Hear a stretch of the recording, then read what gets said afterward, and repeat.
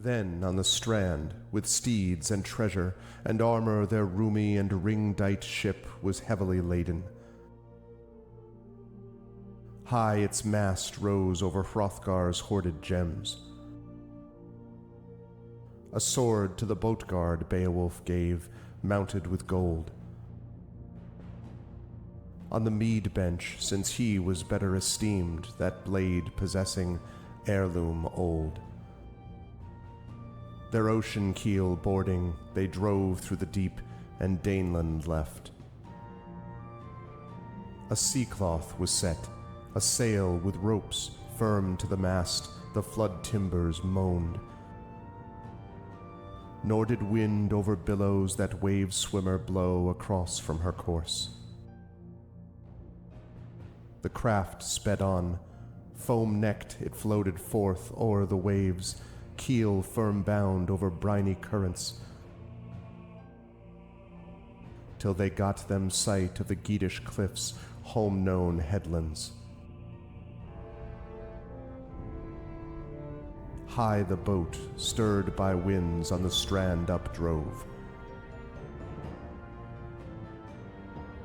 Helpful at haven the harbor guard stood, who long already for loved companions by the water had waited and watched afar.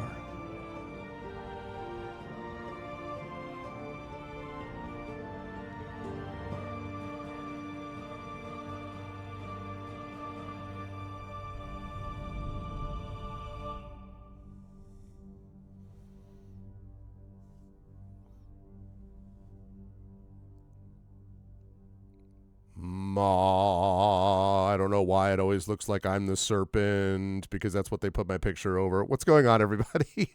Welcome all, welcome Arvanauts, welcome everybody to a Tuesday stream. Welcome to February as well. It is February 4th, 2025, and we are here at a little after 1 o'clock Eastern. I apologize that we're starting a little late. A lot of family stuff I had to deal with this morning, but we are here and ready to go for day 14 of Beowulf Age of Heroes as we begin a new adventure in the campaign called The Witches and the Wyrm.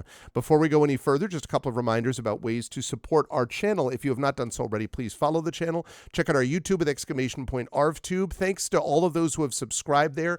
We have gotten more new subscribers. As I say, we're in a new record. We're only 9 subscribers away now from 1,100, so we are rapidly charging towards it. We are at a new record of 1091 subscribers to YouTube, so thank you. Please do subscribe over there. Let folks know about it and spread the word. And thank you so much for the YouTube support. Obviously, on our own channel, we appreciate the support of following here as well. Check out our Discord with !ArvCord. Definitely, so you can hang out with the Arvanauts in between streams. Twitter, !Arv tweets, but especially Blue Sky is !ArvSky. Please do follow me over there. That's going to be the main sort of micro-blogging social network going forward. Website, arvanelleron.com. Don't forget to check out Hearthglow. We now believe that we have a confirmed date, which is going to be in mid-April for Hearthglow at Sacred Heart University, the finale of that limited run podcast. But also, we're going to be doing another recorded session of that, probably coming either this month or in March. And then, of course, Triffid will be releasing the audio versions of that podcast after that. So we've got stuff coming up from that. Very exciting for Hearthglow. Check that out on that website, and also check out our Gen GM show. Zach and I just recorded a long-form Gen GM show last night, which means we should have some that video and some short videos of our GM and DM tip show coming out shortly. Thanks for all the support there as well. On the financial side, !Arv Treon is the Patreon, currently sitting at 86, trying to move that up to triple digits again. Cool stuff for you and the channel, so please do support us there. Please consider as well supporting us on the merchandise shop, !Arv Shop. We've got more emotes coming to the channel, and I'm hoping that I'll be able to talk Tari into letting us use a couple of those possibly emotes on merchandise and stuff like that for the channel too. So we shall see, but that's going to be coming sooner rather than later. So definitely support us by getting some swag on the shop. Support the Patreon, as I've said. Also, subscribing to the channel is always appreciated. You get those custom sub badges and emotes to use here, there, and everywhere across Twitch. So please do support us there as well. And the subscribe to us in the channel and inspirations, as I say, to help our players, which was very much needed in that freaking epic combat that we had over the weekend with Eberron, which was something else. But so definitely support us there if you can as well. On the publishing side, exclamation point Icarus, that's our graphic novel from Mathis Arts. Exclamation point Library is our Tales and Tomes and the Forbidden Library. That's our 5e adventure and sourcebook from Alligator Alley Entertainment. And exclamation point Greyshade. That is our Greyshade IP, Greyshade Renegade and Heretic, the Grey Assassin trilogy from the amazing Athos Arts. That is available now. You can get the audiobook of Greyshade from our very own Trent Sparks there, and you can pre-order the tabletop role-playing game of Greyshade from Brandon O'Brien and Alligator Alley Entertainment. The text of that now is, as they say in computer parlance, feature complete. It's all done. The text is finished. It is currently in edits, proofreading edits. So we have done all the work that we needed to do on that, which means we are on track for a summer release. I am so excited for that game. It's amazing. Having had a chance to read through the world building document, obviously the adventure previously, even the GM guidelines section, and of course the rules themselves. Super pumped up for it. It is going to be really awesome. I know I've been saying that, but I swear it really is the case. I've seen all the document, all the stuff, so it's going to be great. Brandon has done an amazing job, so please do pre-order it there. And last but certainly not least, exclamation point BLM, Black Lives Matter, important to affirm and assert the significance and importance of Black lives. Exclamation point Help Now, the World Health Organization page on suicide prevention. Important to reach out to others when you need help and reach out to others when they need help as well. And exclamation point Ukraine, UKRAINE, to help the people of Ukraine as they fight back against an illegal and illegitimate war with bravery and courage, and send the message we will do so for others in this situation in the future. One quick note on schedule, which is to say that in the afternoon at 4 p.m. Eastern today, I will be over on GOG.com's Twitch channel with the first Pen and Pixels of February. I will be playing Airborne Kingdom, so I'm actually super excited for that. That is going to be a good time. I hope you folks will join us over there at 4 p.m. Eastern for that. And tomorrow, I believe it is, we have our first of February community D&D session as well. So that's going to be great, and you will definitely want to stop by for that too. I figured you would like that, Imaginary. Good to see you. Good to see. I saw Emily was here. Prince Justin is here. I saw Tom here. So it's a pleasure to see all of those lovely folks. Welcome, everybody. And pleasure to see Triffid here and Dragonspear. Pleasure to see Dragonspear here. Pleasure to see everybody is what I'm saying. So welcome. And it is a pleasure to introduce my dear friend who is totally ready right now and has been thinking about her level up for a long time and all that stuff. Yes, and it's always a pleasure to have Nari here, of course. Obviously, a super pleasure to have Nari here. I don't know whether Tari agrees. Tari's been like, listen, I don't know whether this Nari guy should really be here. But, I was like, listen, I think he's maybe all right. Maybe it's okay. So we're allowing Nari for the moment. Everything I've just said I made up. Anyway, but it's good to see everybody, and it's good to see TariToons, who is here and is available and is ready to go. Tari Tuesdays begin. I'm excited for that. And notice that my cat is also prepared for this moment. Ganesh always wants to be here to be part of the excitement, because that is Ganesh's poses always scream excitement, always quite a bit. But it's good to see Tari here. Tari, welcome. Hello. How are you? How's everything with you? And yes, who are you playing now that you've put all of that work in? Because I know you've been thinking about it for weeks, about leveling up your character. So anything cool and new coming from your character, and who is it that you're playing today, and how are you? Well, first of all, I'm good. And also, because I'm from ye olden times before 5th edition, I'm used to character level ups taking 5 fucking hours.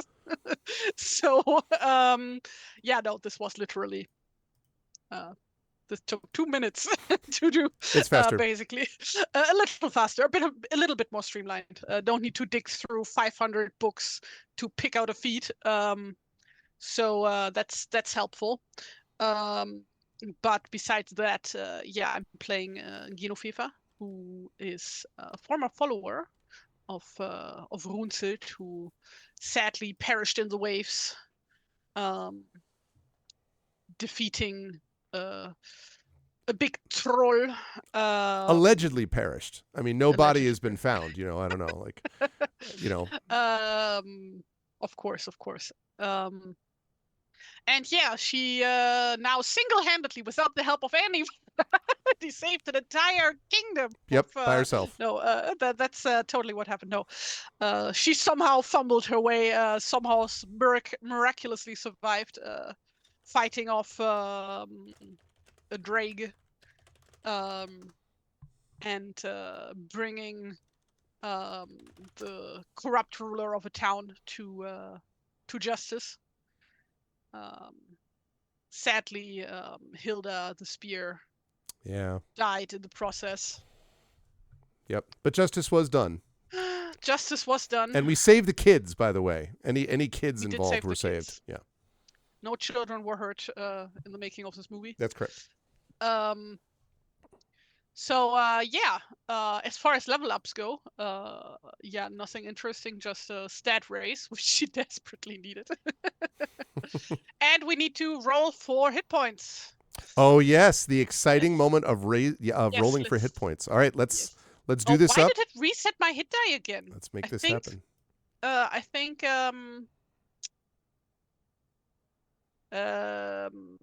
that Roll20 might just be glitching out and keeps resetting my hit die to D4. Yeah, it's supposed to be D10, right? It's definitely not D4.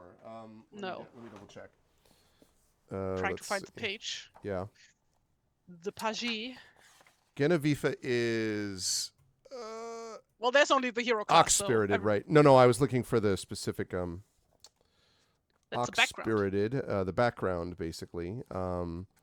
Because yeah, nothing against the 3rd level. You have 1d8 hit. That's what I would have thought. Die. Yeah. Okay. Except for level 1. You get to roll a d10. Okay. Cool. So the way we had been doing this, if memory serves, is that we both roll and I get to pick the higher one. Mm-hmm. Yes. If it's not a D4, it's a glitch. Yeah, cute. Countdown. That's a 4. 4. Okay. So. Can work with that. All right. So that means that we are now going to be. So that puts you at, I think. No, you also need to roll. What? You also need to roll, and then I get to pick the higher one. That's how we used to do that. Oh, I need to roll as well? Yes, we both roll. I didn't remember that for this. Cooperative game here, my guy. I see. I didn't remember that I did that. All right. Hang on. I love by the way, a while since the last level up. Yeah, I was going to say, yeah. I love the fact that it has the whole list of dice, and one of them is fudge. Like you just literally fudge it. Like, oh, what are you doing? Okay, all right, here we go. 2. Yeah. No, I think I'll take the 4. Thanks. You sure? It's a solid looking 2. So, and I also now have extra Constitution. So wait a minute before you get to Constitution. So 29 out of 29, right? But hit points. But now you're going to tell me about Con, which means you're going to get a bonus. Level 4, so plus. I get like my Constitution modifier per level, right? So it's like 3 times 4. That is correct. And by the way, are you just doing Con by 2, or are you doing 2 of your scores by 1? Which you could do if you wish. 2 of them by 1. I raised Dex by 1 and Con by 1. So that they're both even numbers now. Hey. Which, out of curiosity, what are those stats now that you have that? Now they are 12 in Dex and 16 in Con. 16 in Con. Nice. Okay. All right. So what are we looking at for a hit point total then from you? Wait. So first I need to... So it's like plus... Oh, so thank you, Tom. 3 first for the first 3 levels because I already had plus 2. Mm-hmm. Which puts me at... Well, wait a minute though. Hold on a second, because you already took that plus 3 when that happened, right? And when you first got your hit points, right? No. You didn't? No. I wait. Don't confuse me. Okay. So that's 28 plus 4 plus 3, which is 35. That sounds right. But before we get there, though, well, first of all, thank you, Tom, so much for the tier 1 sub gift. I appreciate that. Thank you, Tom. And then secondly, just so I'm clear, so you added the Con score to get a bonus, right? Is that okay? But you had already benefited from a Con modifier previously. Yeah, that was plus 2. So I did just plus 3 overall because I was level 3. Right. So you added 3 total points, right? Yes. So you went to 28 hit points, and then then the plus 4 that we rolled. which is And 32. then the +3 For the new modifier, you're saying? Yes. I for see. level Okay. 4. Gotcha. Yeah. Okay. Now I understand. So we are 35. 35 out of 35. All right. Well, that should be 30 fine. I very should put nice. you in solo combats more often. I'm sure that, there won't be any issues that are the last solo combat was, you had totally under control the whole time. I don't know what you I don't know what you mean. Yeah, nothing ever went wrong. And an extra attack coming next level, by the way. Yeah, which I'm gonna have in 2 years, I'm assuming. Depends on how. Listen, okay, If you and she I doesn't both. die first. Depends on how we collectively are able to. How many times we're able to play Beowulf.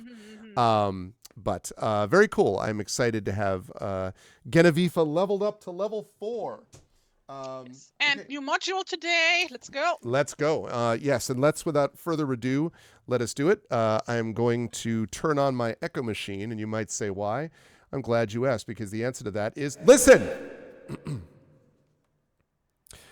Triple stood on wind-wailed heath, thrice cunning, weird woven women. Wait. One, the youngest, spring's supple song. Next, the lap balm of babe's cradle cravings. Last, long-lived, a keener of sin, bitter-teared, time-worn and weathered, beckoning, hard-hewn, deed-hungry heroes, a boon to bathe in battle's blood. Nice. So I'm sure, there's no ominous Nothing qualities of that ominous. at all. No, it should be totally fine. Okay. The time is of the autumn equinox, as they say. And this Who's adventure is actually happening. Actually, it's not autumn, and I'll tell you why. It can't be autumn, because you were on your way back from Harrogate. Right, it was spring. It was spring, so never mind autumn. Forget that. Forget I said that. It's ridiculous. But having said all of that, it is having said all of that, you are heading back here from you were heading back from the place from Harrogate. the moor, from Harrogate. And I want Something. you are making good time. It's about, I would say, maybe a days into your journey. On the way back, you're making good time. The crew has been in fairly good spirits, despite the fact that there was some, obviously some loss during the course of that adventure. For the most part, the crew felt like this, remember, was your first full adventure as Genevieve, not Runesill, that you just completed. So the feeling is like they backed the right horse. Like, you actually know what you're doing. You defeated this drake and all this stuff. So they're feeling pretty good about things. And so there have been several, celebrations, perhaps running a little bit too long on the boat. There has been quite a bit of singing, an occasional arm wrestling competition that has gone a little perhaps awry, but no bad problems. Your followers have all fairly been in reasonably good spirits as well. Perhaps the only one who's been even a little bit more let us say, kind of brooding than usual is Rickmod, who has been looking out. More than usual. That's a lot. Yeah, which is looking out over the sort of the side of the ship, the railing of the ship, into the water, and every so often kind of muttering to herself about things.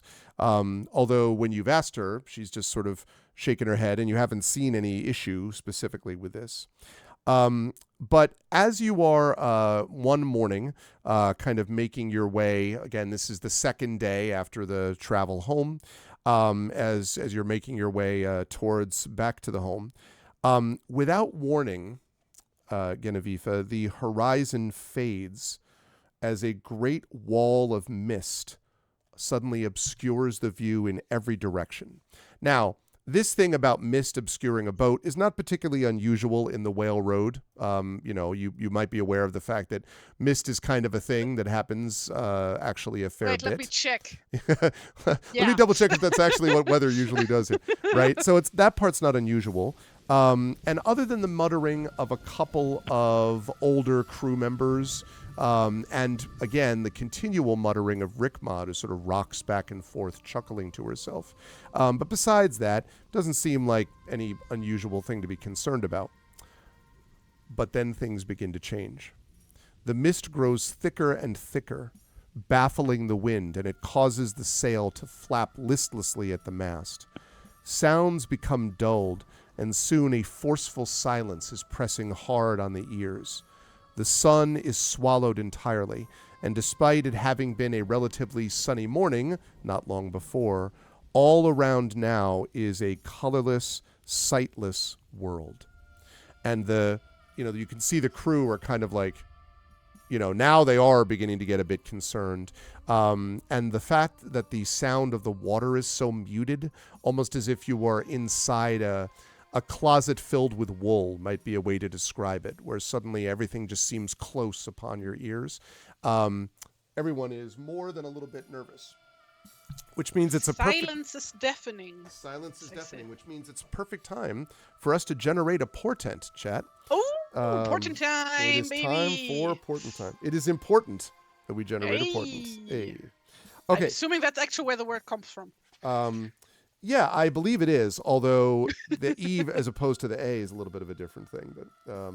But that's like, regular language evolution shenanigans, Yep.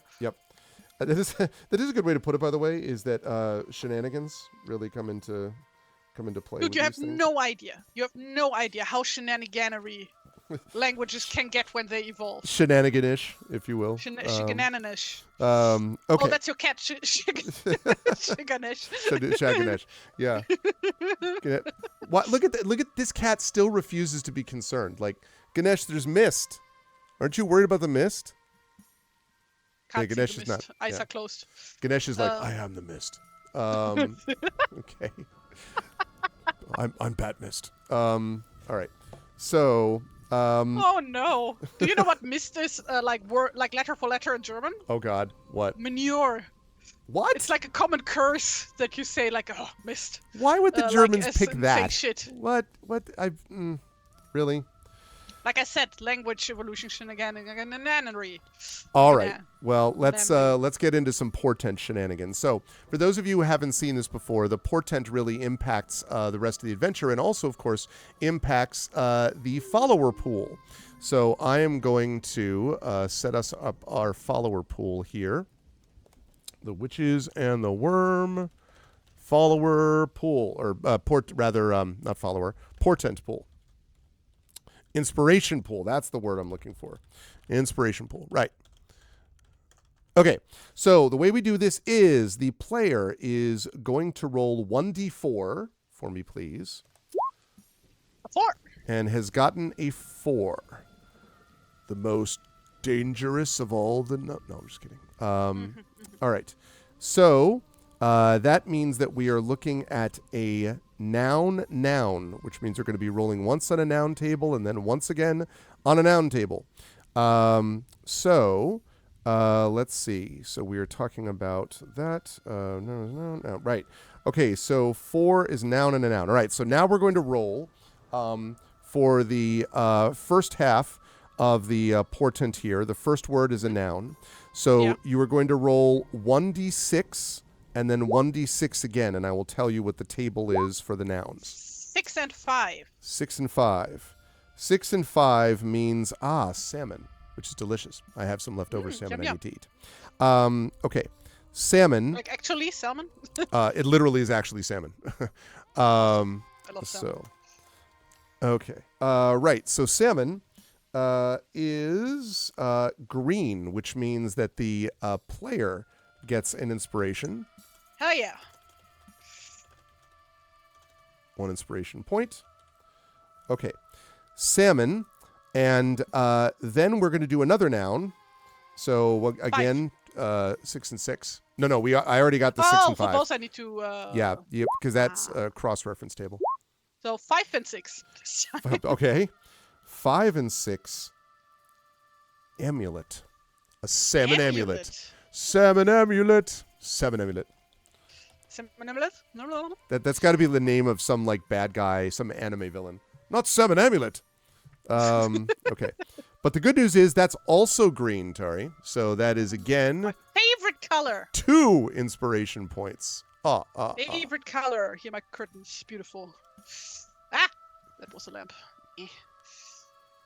So, let's see. So we had... okay, so you said it was... Sorry, you said it was 5, 6, and then 6, 5? Or sorry, rather, the other way around. 6, 5, and 5, 6. 5, salmon. So salmon amulet. I'm writing along. 6. Okay, amulet. Got it. Cool, cool. Just want to make sure I'm doing it consistently for my own thing as well. Okay. Right. So that is the first part of the portent. Lovely. Another 4. And now the second half of the portent is, yes, 1d4 for the structure. A 2. 2. That is adjective noun. And so now we're going to look at 2 6s on the adjectives table.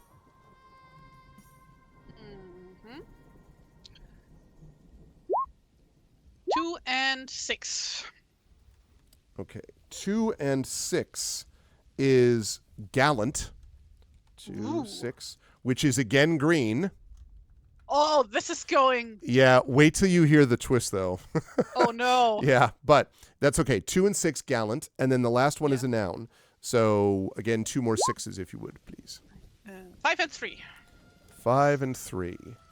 And that one on the noun table is our first not green. It's a blue for the follower, and it is Also battle. nice. Ooh, gallant battle. Am I gonna meet a handsome knight? You're like, that's or perhaps you'll be involved gallantly in a battle.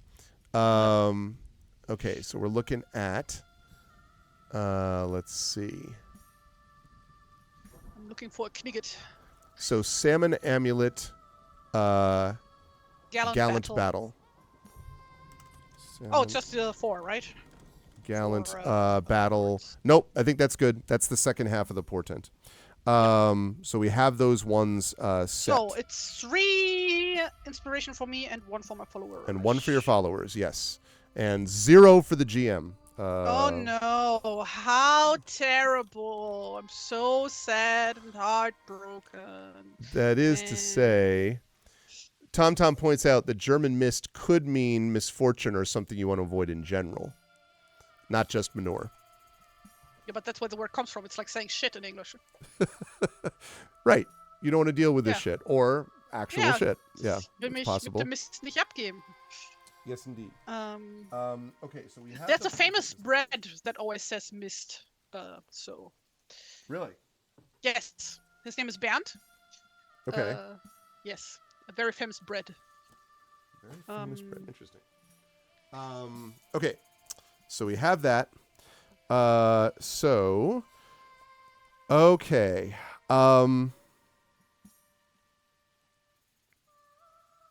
Oh, because of that. Okay. Right. So... I'll use my beautiful pastel-colored text markers to highlight my... Ooh.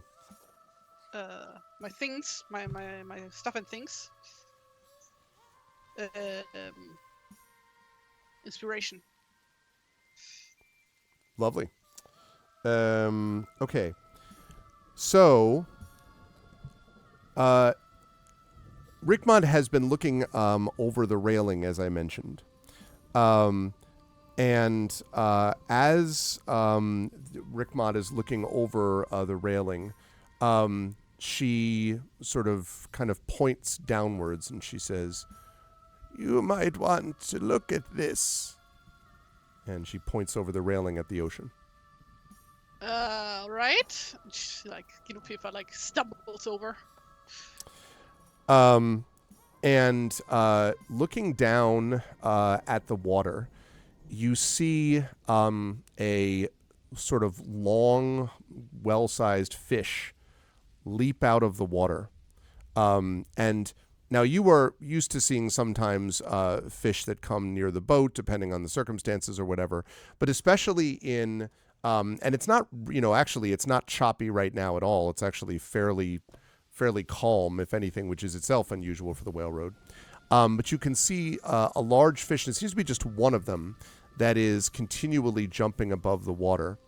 And Rickmod glances at you and says, "Put out your hand." I put out my hand. And as you do so, the water splashes up, and suddenly you feel something in the palm of your hand. Ooh. What is And it? it is a glittering silver fish scale Ooh. that is just sitting in your hand. You can see the water dripping from it. It's glittering even though the sky above is fairly gray, but even in the sort of limited light that you have, it picks up some of it. And Rick Mod says nothing, but just sort of nods and then leavings.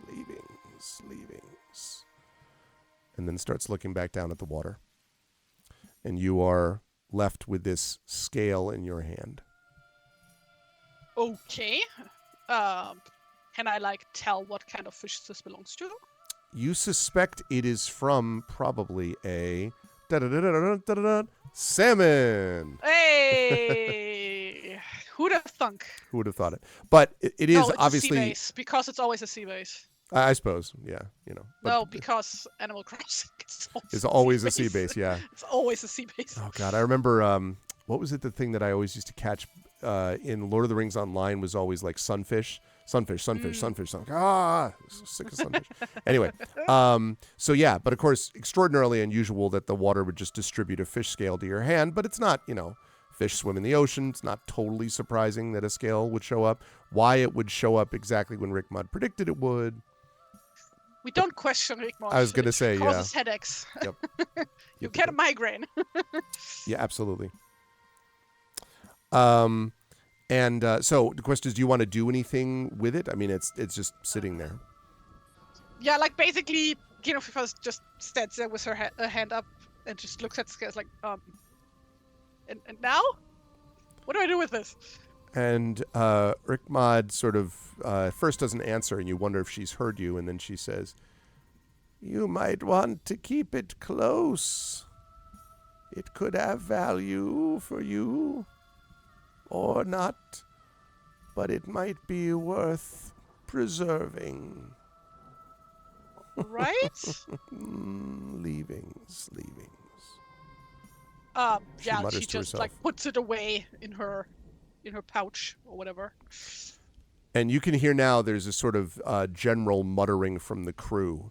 And the captain comes up next to you, Genevieve, and says, "We're not going to get anywhere in this. With this wind, we might as well just be anchored." And he's not telling you to anchor. He's saying it's going as fast as if we were being anchored. Fifa goes to climb up the mast to see if she can maybe see something better higher up. Okay. When you get to the top, you see the mist is just as thick there as it is down below.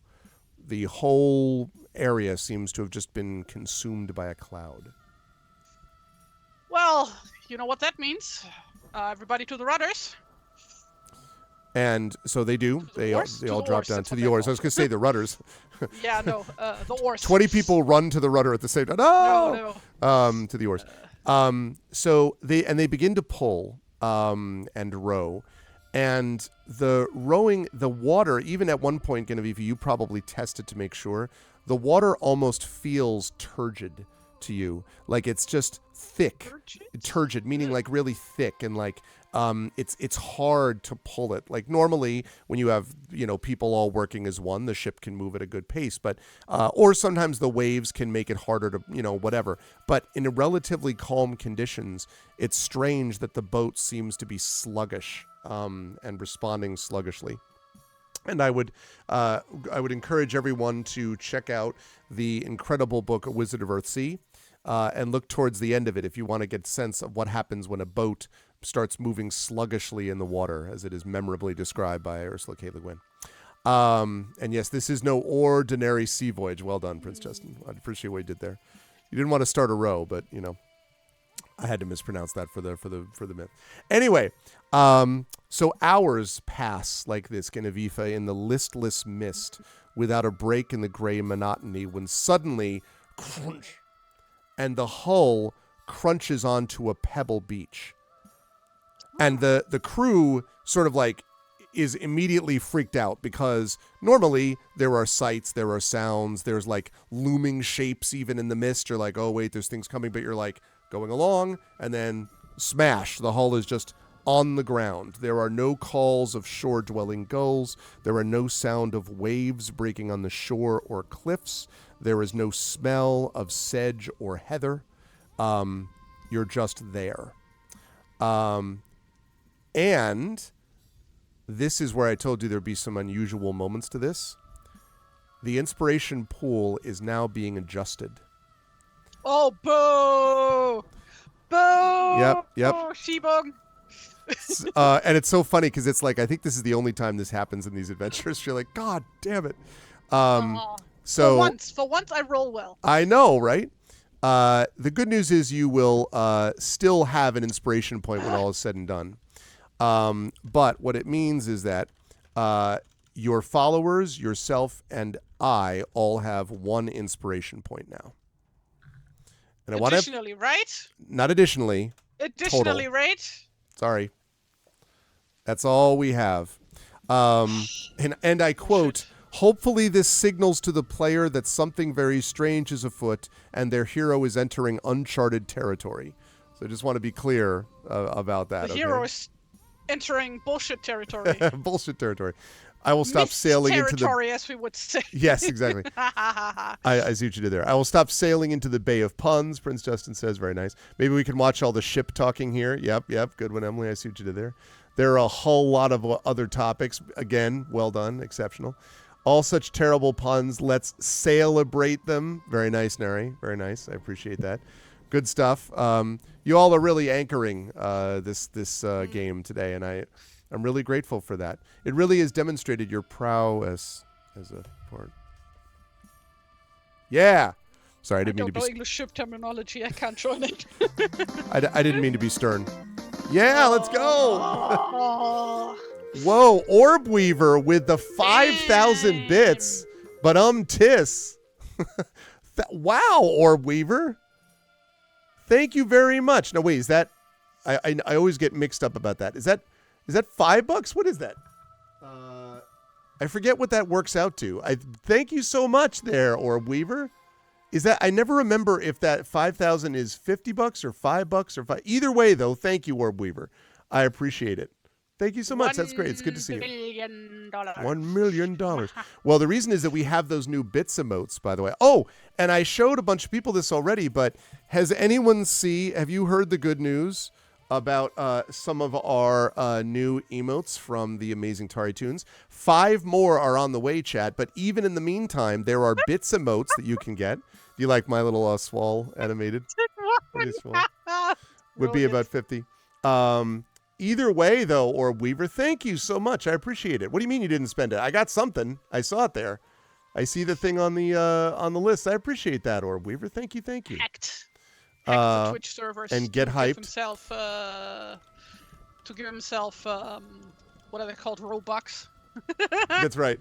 So this is the weather that's the animated blues ones. Oh, Twitch lets you earn them from surveys. Oh, nice. Well, seriously, thank you, Orb Weaver. I appreciate that. That's very kind of you.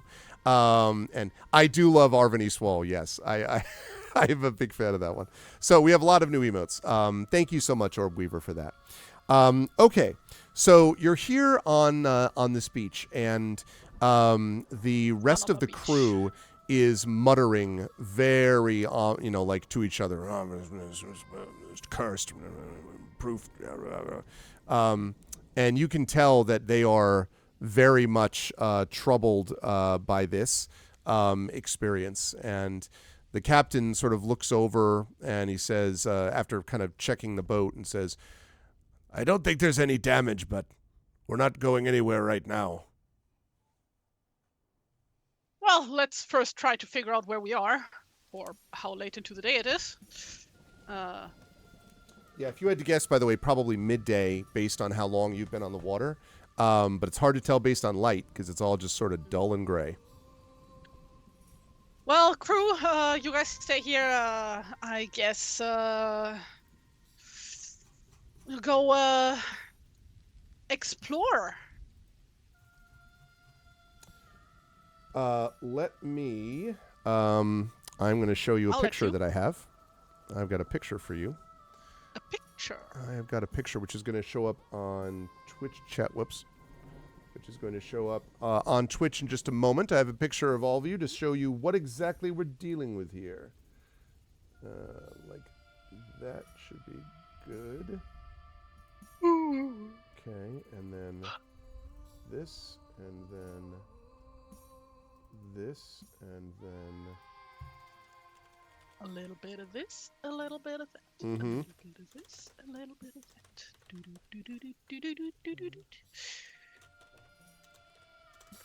Beach. Okay. It's also Wind Coast Studios today is living up to its name. It's very windy outside, so every time I'm like, you feel the wind and like whoosh, I'm like, outstanding. Keep it up. Good work. Okay. So I will show you on Twitch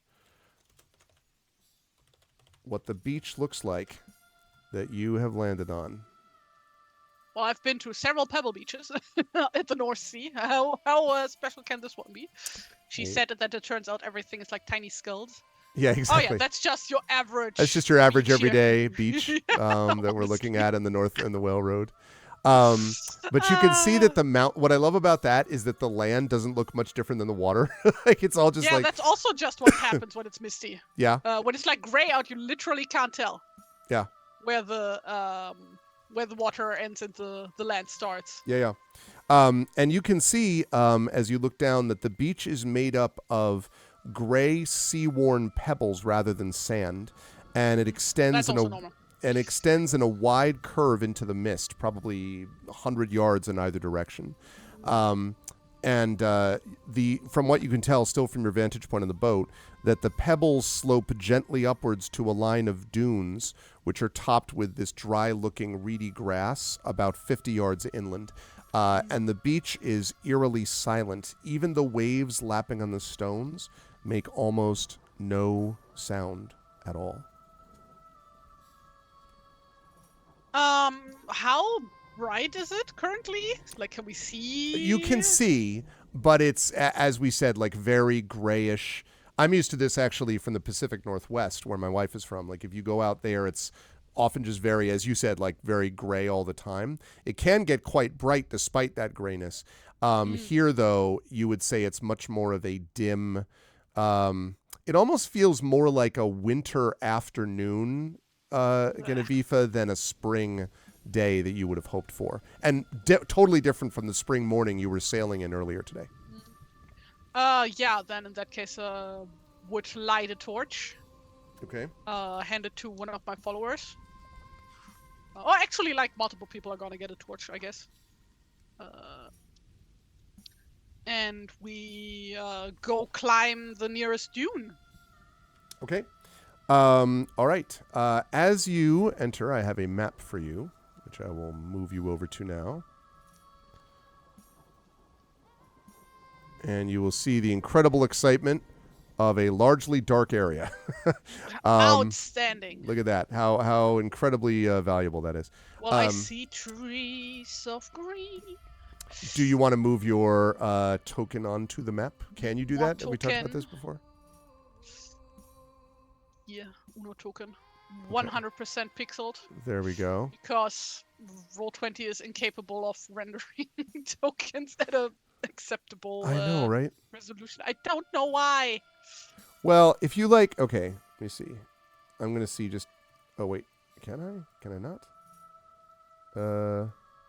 Oh, interesting. I cannot apparently move it.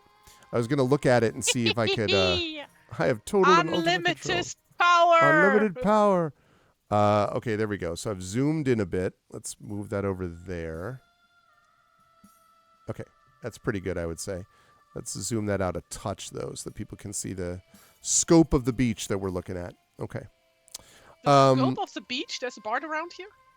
That's true. You find the scope behind you is like, you will try to... No. Brave, all right. Brave, Sir Robin. Sir Robin, are you going straight in towards the dunes, or are you going like east or west along the beach? Up the dunes. Okay. Hoping to find a vantage point. All right. Let's do that. So, please ignore, as always, all the numbers. Okay. No, I do not want to enable dynamic lighting. Thank you, game. What dynamic lighting? There's no light here. Okay. All right. Let's do this. Okay. Right. Okay. So as you are making your way up, generally to the dunes, you find, and let me just make sure I have the right stuff there. Yes. You find right about, let's say, I'll reveal a little more.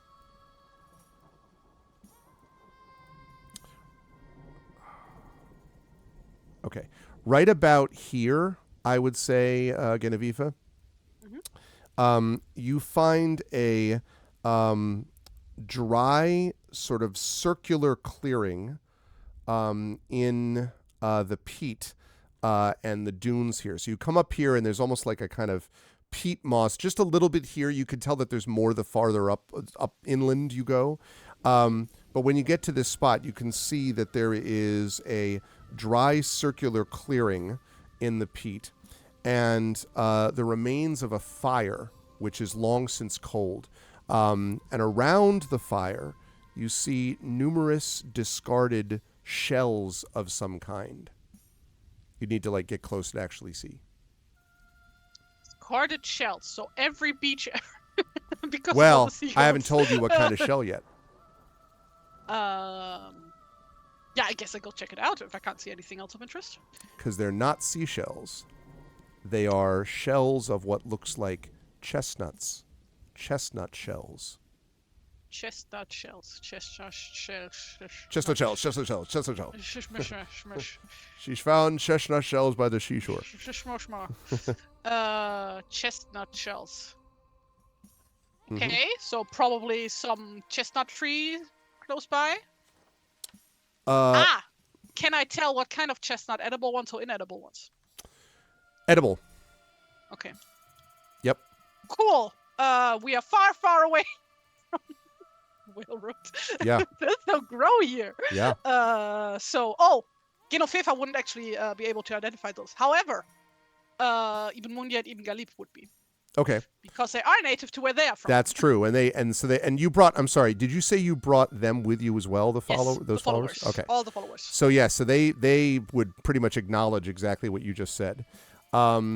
I also want to point out, by the way, that to the east, just through the mist, you can also see what looks like a forested area over here. So you've got some forested area here to the east, and then again the dunes, which are continuing to move inland, becoming more or less dune-like and more peat and moss-like, if you follow, as you get away from the beach. So even Mundia, so how would these get here? Presumably they would be brought by boat or by bird, but the problem is I don't see a boat, and he looks around, and I don't see a bird. Are you suggesting chestnuts migrate? Well, African or European. But the only way that he can think of getting a chestnut from place to place is if a bird carried it. No, this is funnier. It's actually migrating. Migrating chestnuts. Yeah, maybe it's a chestnut hatch. Haha, it's a bird. Well, I mean, maybe, I suppose storks could have brought them all the way over. And this would be the time for them to migrate back. So. And Guy says, standing at the edge of the sort of the clearing, where you're looking at the shells, looking outward, he has his arms folded, and he says, "No birds." And as you look around, it's true. No cry of a gull, no bird, no tracks, nothing living in terms of like animal life anyway that you can see at all. This is odd. Fifa would go over to the next bit of shrubbery and just like basically just move it about to see if she can spot any insects under there. Because there should be some what are they called? Sandasin. Like Sand roly-polies, is that what they're called in English? I don't Sand know. roly-polies. Uh, Also, you know, imagine. they're like pillbugs. It's the same family as pillbugs. Okay, But like I don't know what the actual the term for relevant be. beaches. Okay. Oh, I know what you're uh, talking about. Yes. I don't know what they're called in English. Yes, I don't actually either. Oh, not sand bugs. Literally the beach near me, like they had those bugs. If you Yeah. dig in the sand, they come up. I don't know actually. Although Chad is warning you that it may be an attack of squirrels. You have to be careful of squirrel attacks. Ah. And Imaginary Exponent suggested this might be the Chestnut Sea that could produce a squirrel island. And then Tom thinks no, because squirrels will just wander and look for more nuts. Anyway, I guess we'll find out. Yeah. To even Here is more. cool. Yeah. So when you look underneath the try to dig into the sand, you do not, in fact, find any kind of insect. However, when you were going over and looking at some of these things, and you're kind of like digging in to the sand, you said it was under scrub brush, right? Yeah, that should be like you mentioned these like grasses that grow on top of the dunes. So. You don't see any insects at all, but you do spot something white, not too far from your position, lying on top of the sort of sand, although really it's less sand and more sort of like the beginning of grassy portions of these dunes now as you're moving into the kind of land beyond the dunes. You see something bright white sitting on top of the surface of the soil. Okay, ominous. Well, not much weirder than everything else we've seen so far. I guess we go check that out then. Okay. Doesn't take long because you're pretty close to it. And what you see when you get there, and you hear the muttering of Ibn Mundir behind you. These are the scattered, bleached bones and skulls of swine, which have been cleaned of all of their flesh. And you can see some marks on the bone, Genevieve, although you'd have to actually, pick them up and investigate them to see more. But even from your vantage point, you can see that there are some marks on these otherwise bleach white bones. Well, I suppose this means that this isn't at least like not some tiny island, unless these also were brought over. Or can I tell if these are domesticated pigs or if they're wild boars? Unclear. You'd be able to tell by the tusks. Yeah, that's true. Well, I would say wild boar. I would say okay. tusks. I would say wild boar. Okay. Yeah, in that case. Either these were hunted on the mainland or a bigger island and then brought here, or this is in fact the mainland or a bigger island. Mundir says maybe we made it all the way to Britain. And Mundir says there is a bigger. No, actually, I think Galib would say this. Galib says, "Aren't you missing the more important question, which is," he points down, "what killed these things?" Because you can see that on the bones are marks, and as he points at them, you can see that there are sort of cut marks, and these are clearly marks of butchery. So something butchered these swine, and you see an occasional skull where the back has been sort of stove in, like a hammer blow or something like that, to the back of the skull. These didn't do this to themselves. Is there like the signs of like a campfire or something nearby? The one that you just left, basically. Oh, that one. But Yeah. that's like not right here, right? Correct. That's right. Not right here. Yep. Is there perhaps some kind of large rock or something that could be used as an altar for sacrifices? Make a perception check for me, please. Go into megalithism. How do you say that? I'm not sure what you're trying to say yet. Mega what? Yeah, exactly. Perception check, you said. Yes. You know, like how in like the Stone Age and stuff, they like build stuff out of rocks. Oh, like making a a cairn, but that's not what you mean. That's funeral. No, like menhirs and shit. In Oh, Dortmund. yeah. God, yeah. Egalitism How is do you what we call pronounce that in the German. like a menhir, menhirs, and No, then like those are called menhirs. Those are the standing stones. Wait, what was it? Perception, right? yes, please. I'm not good at multitasking. That's a 10. Big 10. Well, you do see what look like from a good distance away. You do see a couple of sort of large gray things standing in the also grayish mist. Like they're just a little bit darker. Those might be trees. They might be boulders. They might be rocks. They definitely stand out from the rest of the otherwise featureless dunes. You don't know if those are altar stones or whatever, but that's about as much as you'd be able to determine from where you are. And we are currently on top of the dunes, or in between the dunes. Correct. Like basically when the flood comes in, this spot would still stay dry, right? Yes, that's right. Okay. Yeah.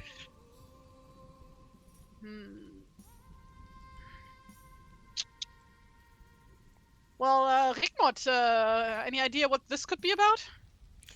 And Rickmod kind of hobbles over and she looks down and then she says, more leavings. People have been here. Sometime there were people, but who knows when. Yeah, but this doesn't look like the ideal picnic spot is what I... that what depends on who is doing the eating. And as always, your followers, who of course are very used to Rickmod, but still they're always kind of like, like, because Rickmod is forever doing something like that, perhaps, but what if death happens, and they're all like, yeah. So. Let's go further then. We are gonna go ahead to the direction where perhaps there could be like a large rock or something. Okay. Yeah, it takes you probably about 10 minutes to kind of climb up and around, over the dunes, down the dunes, over the dunes, to get to where these things are. But you eventually find yourself, and I can probably move us forward a little bit. Let's make that more like... Too far. Not that far. The deer. Oh, dear. Oh, dear. Yeah, not quite. But you are, I would say, able to get find up a little bit. Pile of dead deer. Right about... Oh, dear God. Dear God. Let's say yes, most likely. We finally have our antlers. Sorry. See? Get it? Right. Okay. So right about here is where you find those, and they are indeed rocks, Genevieve. In fact, they are a series of giant gritstone boulders, about 10 feet high, and each one is sitting in a circular pool of brown, peaty water. And peaty water? Mm-hmm. Like sort of like water from, peat, because it's always like very absorbent. So it would be like dirty water, really, I think is what they mean. Muddy water. That's a better way to put it. And as you are looking at it, Rickmod points and says, abandoned by the giants, no doubt, as she points at the large boulders. And I should mention, by the way, Genevieve, that you were, of course, aware that you have heard stories anyway, that in the old ways, giants would wander from place to place and would leave sometimes rocks in different places, either for amusement or because they forgot them. And or they tossed them. So it's kind of a very old ways sort of comment that Rickmod makes. Well, let's hope they abandoned them and they're not like still roaming around. And want to fight a giant. And she says, "Oh, you would have heard them by now, at least where we are. Perhaps if we keep going, we'll discover them." And even Mundir says, "I would prefer that we not discover them." I'm with Mundir. So yeah, like gonna go have a cautious look around these the structure that we Okay. find here. Yeah, it's a set of these basically arranged in a circle. There are about 6 of them in a circle. Again, all 10 foot, all very clearly naturally occurring boulders, but very obviously they have been placed here. They would not have just arrived on their own. So they've obviously been placed at some point by something or someone. Um, and as you Giants, obviously. Yeah, clearly. And as you're looking around, each one of them is in that pool of water.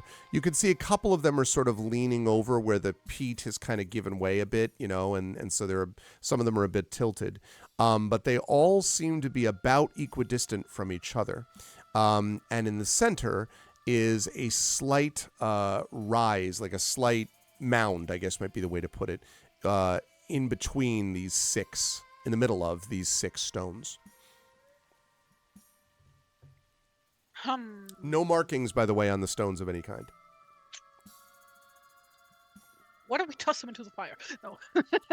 Good luck. Um, Another strength check. No! So you said there was like muddy water here. Where exactly? Underneath each boulder. So underneath each boulder, there's Okay. like sort of water kind of, I wouldn't say bubbling, but like clearly a little bit, maybe, I don't know, half a foot, maybe, of That's water. weird.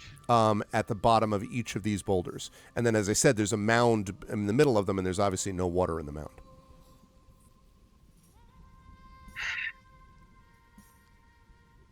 Okay.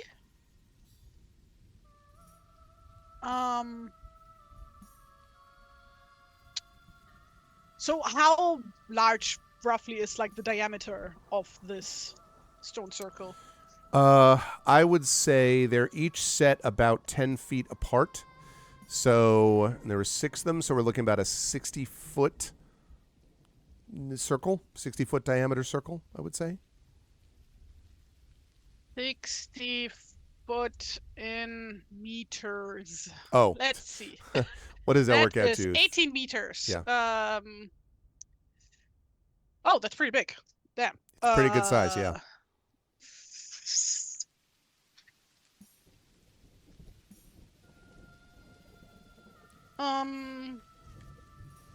So have we just like walked around this, or that's what you said you wanted to do? So you could walk around them. We didn't like not walk into the circle as well. You didn't tell me you want to do that yet. No. Okay. It's what He is like I was 1 fearing. second, so no. This is where you get kidnapped by the Fae. No, definitely too spooky. Not gonna enter that circle. And instead keep trudging on. Imaginary asks, can the liquid be removed from under one of the stones, or is it replenished? You're not sure, but it's definitely not bubbling, Imaginary Exponent. Like, it doesn't seem to be like moving water. It's just sort of still Probably water. just groundwater and rainwater. Could be. Okay, so you said you're moving on.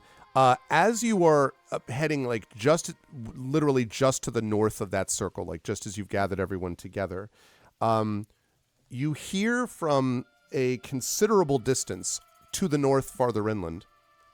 Okay. You hear a sound. It sounds something like...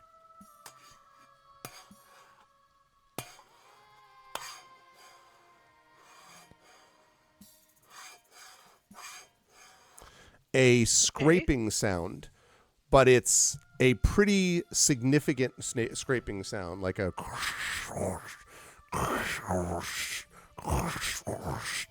well off to the north. When you look off that way, you don't see anything at all. This is just sound. Like, immediately it reminds me of like honing sounds. Yeah, although probably I probably should have. I'm making it too metal. It's too metallic. It's not metallic sounding.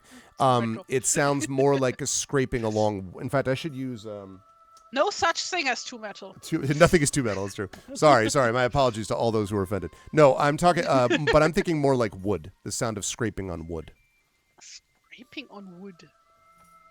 So like woodworking. Well, but it's pretty good. I mean, be a hell of a woodworking, because it's like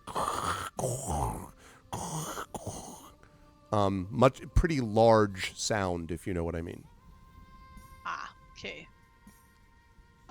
In that case, we're gonna extinguish our torches. Okay. Um, Also doesn't seem to be and, getting any closer. You just hear the sound in the distance.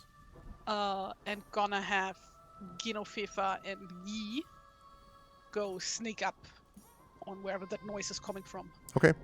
And like doing the whole thing, howl twice like a barn owl, and Yeah, and twice like a screech owl, and we'll come help you. Yeah. yeah, that. All right. So, you and Guy make your way forward. I would like you to make a stealth check for me, please, as you do so. Oh, I forgot. Do I get disadvantage on sneaking with my armor? I think we talked about this, and I think we said maybe. Yeah. Great, maybe. Helpful. I have. What's my armor? I have a mail corselet. Yep, let's check because we checked it and then we found out is what happened. Mail corselet. No, does not seem to be giving. Let's see. Right, a scale mail harness would be noisy, but a mail corselet is not. So no, I think you're good to go. Good. Sneaking. Right. Sneaking. I'm looking at the wrong screen. That's a natural 20, my guy. Wow. You just silently move forward. Eventually you hear Guy, where did you go? You've like completely vanished. No, I'm just kidding. You disappear into the mist. Like in Metal Gear Solid 3 when you need to escort an injured Eva and your camo index is too high and she can't see you anymore. That's funny. I was thinking, like, Snake, where did you go? I was thinking about the scared. biggest badass stealth stuff is in Thief, the game Thief, where you can literally be next to a guard in the shadows and the guard's like walking past you. And I remember at the time being like, okay, that's a little silly. And then they're like, Garrett's thief abilities are actually superhuman. Like they're not, he was taught by people who use magic to do this. So so totally silent. Okay. Which means that you're able to make some good distance up. And as you crest a hummock of peat, I wanted to say that because it's a cool sentence. Hummock of peat. Hummock of peat. You suddenly see a white deer. It is chewing on the tender tips of what look like maybe gorse brushes or whatever. And it is a fine-looking animal. It's well-fed and strong. And it's just nibbling these brushes. As I say, in very good condition, this white heart. Sorry, chat, you can't see that, can you? 1 second. I shall improve this so that you can all see it. There we go.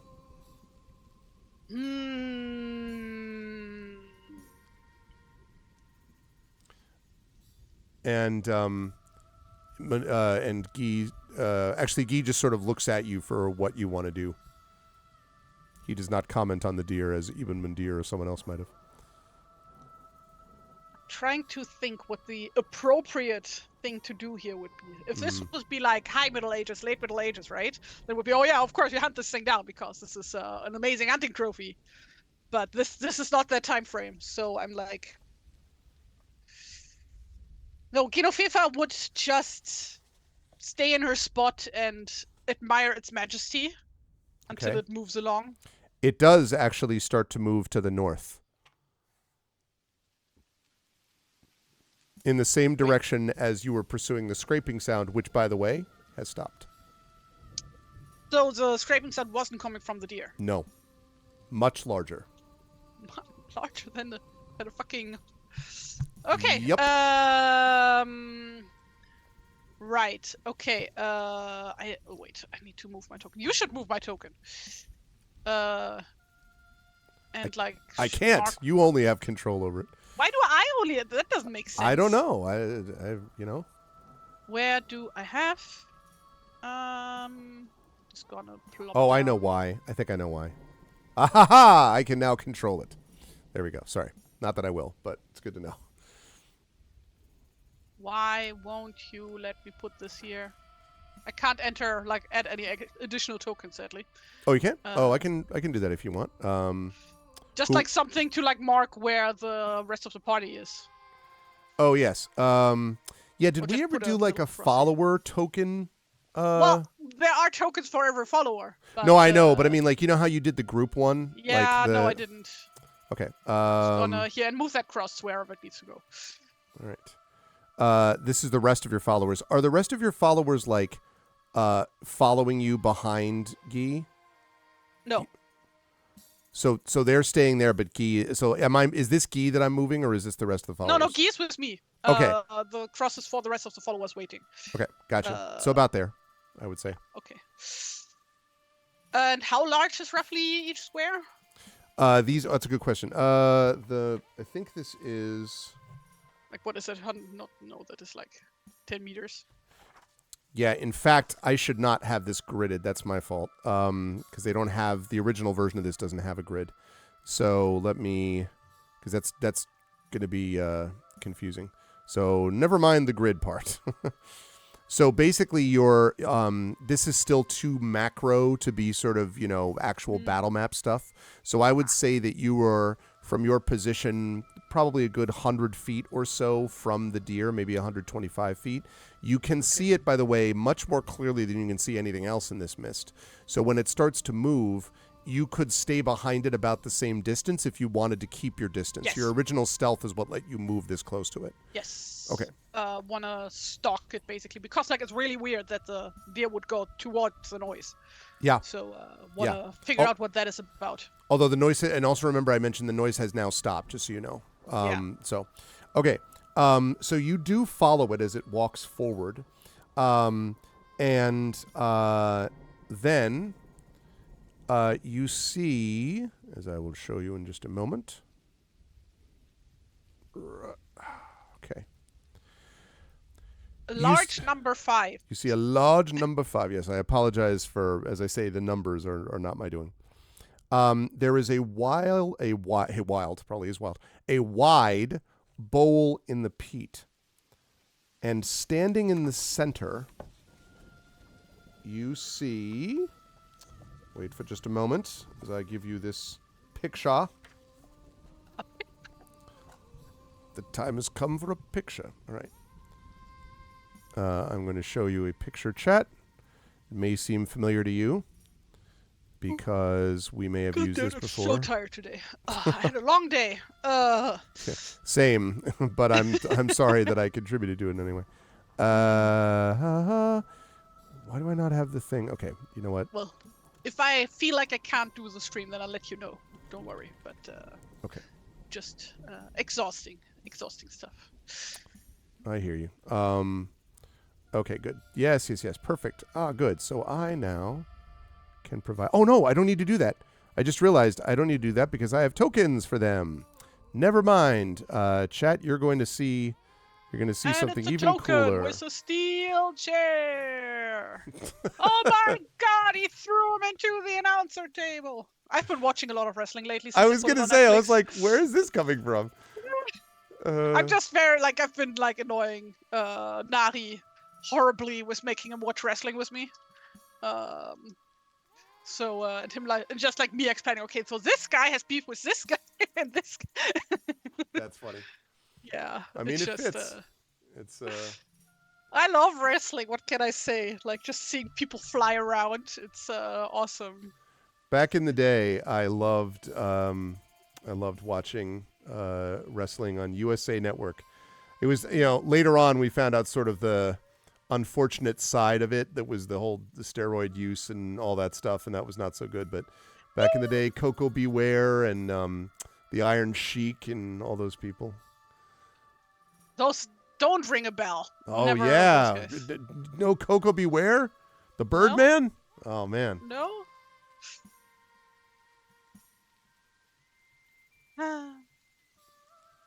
But yeah, this weekend was the Royal Rumble. Yep.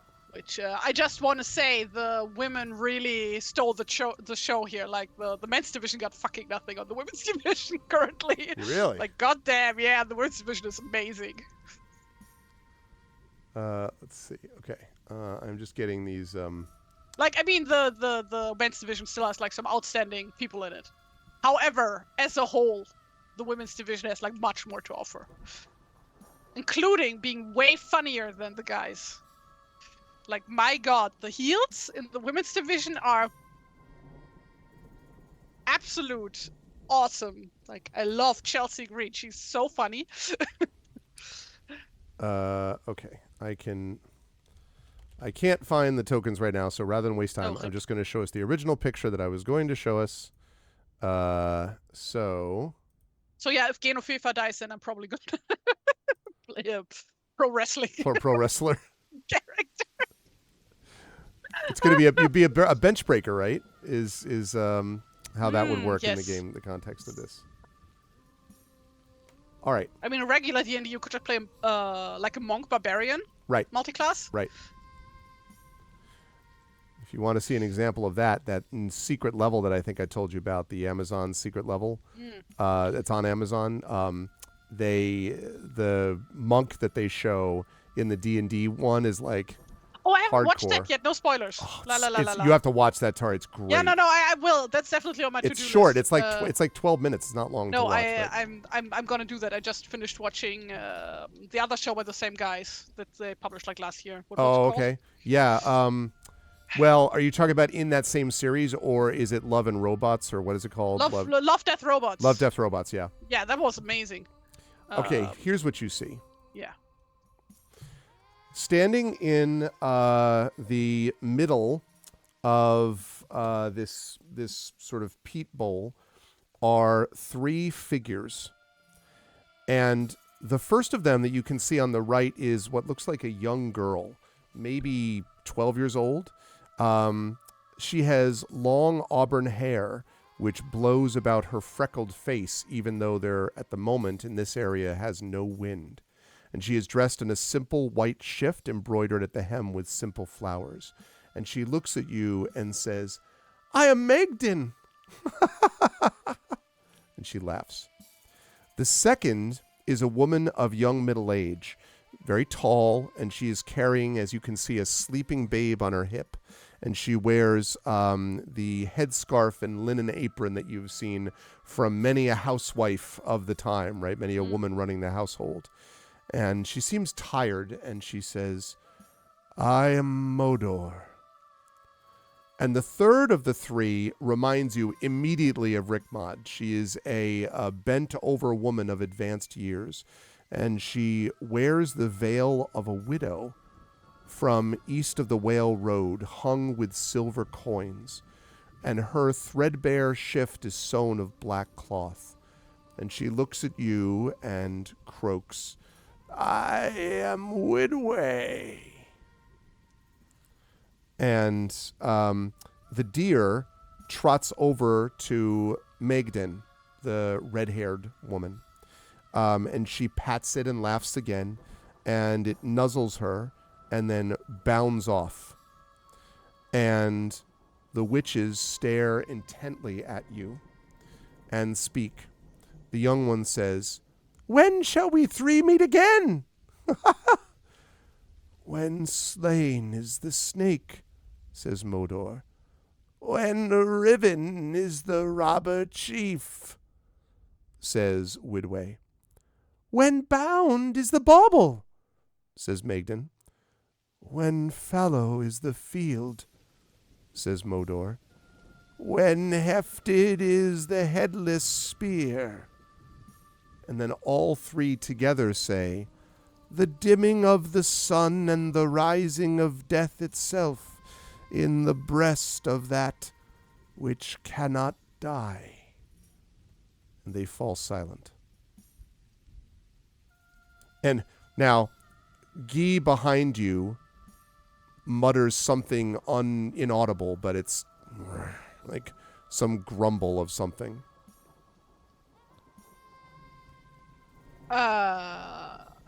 So were they just like talking to each other, or were they No, like talking at clearly me? talking to you. So Genofefa is like, "Greetings, I'm Genofefa. This here is Guy. This was a lot of information to drop at once.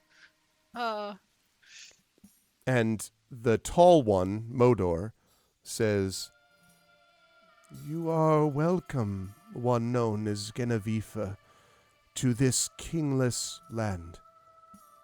But we have expected you, and I and my sisters have been waiting for you. I know that here Guy is with you, but there are others who remain. Where may we find Yassib ibn Ghalib or Aban ibn Mundir? Where may we find our foster sister Rikmad? Where are your followers?" And Guy gives you this, like,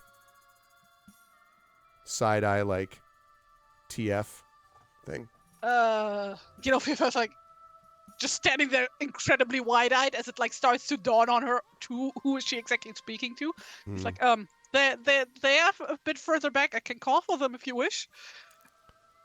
All should join in this great journey. They must make decisions for themselves. They have followed you, for they trust you. "Trust indeed," Widway says. "They have trusted you, and you have proven worthy of trust. But for how long, we wonder?" And suddenly Magdin goes, and laughs, and then falls silent. Yeah, basically, Fifa turns around and like does a signal. To call for followers. And the three of them, within a minute or two, arrive. Rikmad takes a little while longer, obviously, but does Well, make they it, do wait for her. Like the guys are not going to run ahead. Yeah, well, right. That wasn't assuming that. That would be funny, though. They bolt forward, and like she arrives. No, they so once they have all gotten there, they look. Now, Ghalib and Mundir are both kind of like, also giving very much the side eye as Guy is doing. But Rikmad sort of has her eyes narrowed, and all three of the women slightly bow, and Modor, the tall one, says, "You have guided these ones well. You are to be congratulated." And Rikmad says, "I did not guide them to you, one known as Modor.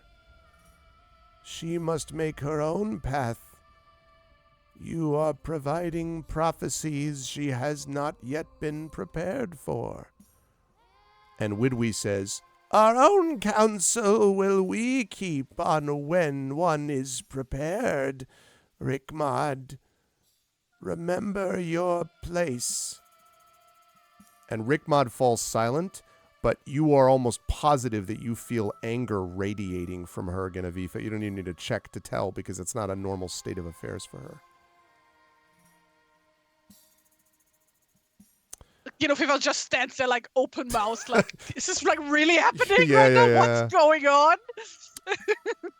Modor says, "There is a task we must ask you to complete. We are forbidden from undertaking it. Our wisdom and magic, such as it is, should be what is to bear, but we may not be a part of it. And your Rikmad knows this quite well." Rikmad says nothing. "The very turning of the seasons," Modor says, "is halted. The adder of summer has refused to sleep. Spring cannot end, summer cannot begin, until it does so. If the snake refuses to sleep and slough off its skin, then it must die, so that the seasons may progress, and the harvest and the winter beyond them."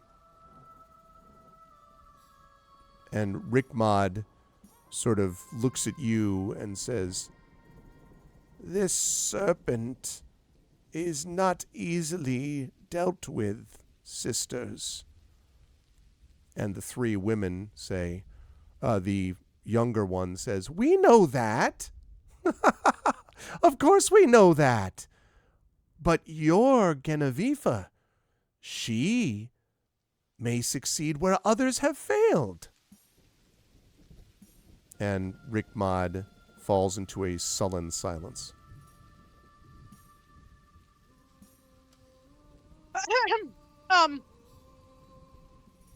Three wise sisters, if you truly believe that I am up for the task, then I shall have a try at it. Though I'm not sure I really understand what this task really is. You want me to slay a serpent? And Modor says, I keep having to make sure that I don't accidentally say Hodor, which would be a whole different model. Modor says, "That is correct. You may be able to convince it where we have failed. Convince the serpent to sleep, and it will not need to be slain. But the seasons must continue. If it will not sleep, then death must be the consequence. But the adder will not be easy to slay, and you must prove yourself worthy of this task." And even Mudir behind you says, "Worthy? You are asking us to complete a task and then put tests in front of us?" And the Widway says, "If you cannot prove yourselves, if you prove that you would be incapable of this work, then you are doomed to remain here, in this leaderless land, with no changing of the seasons nor turning of the tides. The sun and the moon will both remain in the sky, unseen behind the endless mists that these unnatural events have summoned. 3 tasks must you complete, and then a serpent you must convince or slay." And the red-haired girl smiles brightly. What may these 3 tasks be, then?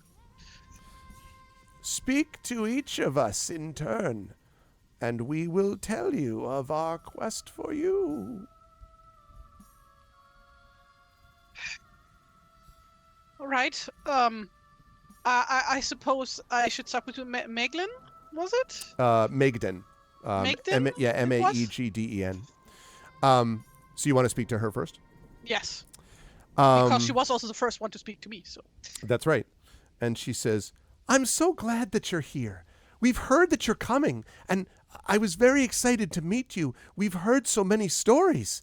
And I guess you're doing another one." Every time she laughs, it's like this ripple of laughter that the other two silently observe and don't say anything about. Well, I'm honored that you have heard of me. So which is the first task then you want me to take on? The task. Oh, yes, the task, right. We have to give you a task for the snake. Isn't it silly that the snake won't sleep? All things must do as they must. The snake must sleep, and then summer and winter must come. That's the harvest and winter. That's how it works. But the silly snake won't sleep, and so Woodway and Motor say that it must die. I don't like it when things die, though. Nothing should die or change or end. I like things as they are. Maybe the snake is right. Oh, why did you ask me a question again? She seems very sort of scattered, Genevieve, as you're speaking to her. Because I wish to know what my quest is. A quest? Oh, yes. Well, a quest. I don't really have anything. Well, I guess if you could do one thing for me. I lost my crystal ball. It's my favorite thing in the world. I love it, and I miss it. And I'm sure it would help us with the snake. I don't remember why, though. But if I could hold it again, I might remember. And then I could help with the snake, and you could help with the snake if you helped me. It's last I saw it was in oh, why do I forget things? The far forest, and she sort of points over towards where you saw that forested area that I mentioned before, Genevieve. Hmm. Sometimes I like to tease a grumpy dwarf. His name's Philanger, and he lives there in a pothole. Isn't that silly a place to live? But that's where he lives, and he's always coveted it. You see, he made it for me, but he only made it so that my sister, and she kind of looks up at Motor, would fall in love with him. But it didn't work. Can you imagine kissing someone like that? He's all stubble and coal smoke. Well, but anyway, he gave it to me, and then he's always resented it. And when I teased him, maybe I shouldn't have teased him. That wasn't really nice, but he was being so mean to my sister, and, well, maybe he took it. So that's where I think you should look. Go find him and find out if he took my crystal ball, and then get it back for me. If you go there, and she kind of like vaguely waves in the direction of the forest, there's a river. And if you take the river and you go up the river, then you'll find the dwarf's hole that he lives in, or his house, or his workshop, or his mill, or whatever kind of dwarf house he lives in.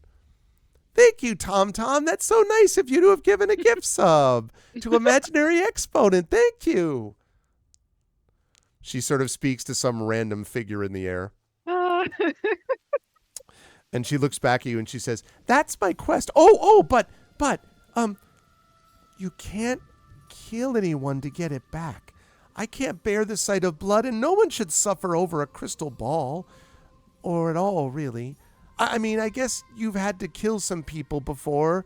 That's what heroes have to do sometimes, but I don't like it. Don't kill anyone. Just get my ball back." All right. That sounds doable. Thank you. Then I shall go do that. And then she turns to Mordor. Was the one with the child, right? That's right. Yeah.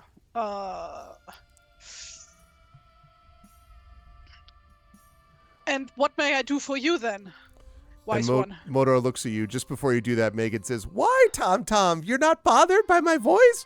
I will. Thank you, Tom Tom, for that. I appreciate it. I like the idea that Tom Tom is looking. He's like, "No problem," but that voice is creeping me out. Stop. Okay. So Modor is standing there, and she says, "Yes, you've asked me a question." And she says, "I am concerned about the snake, the adder, but I'm also concerned about something else. If one knows," and as she talks, she sort of draws breath, and every time she kind of exhales, you just feel this weariness. And occasionally the babe, which is asleep, stirs slightly and kind of gurgles a bit in its sleep. But otherwise, Modor is just sort of, like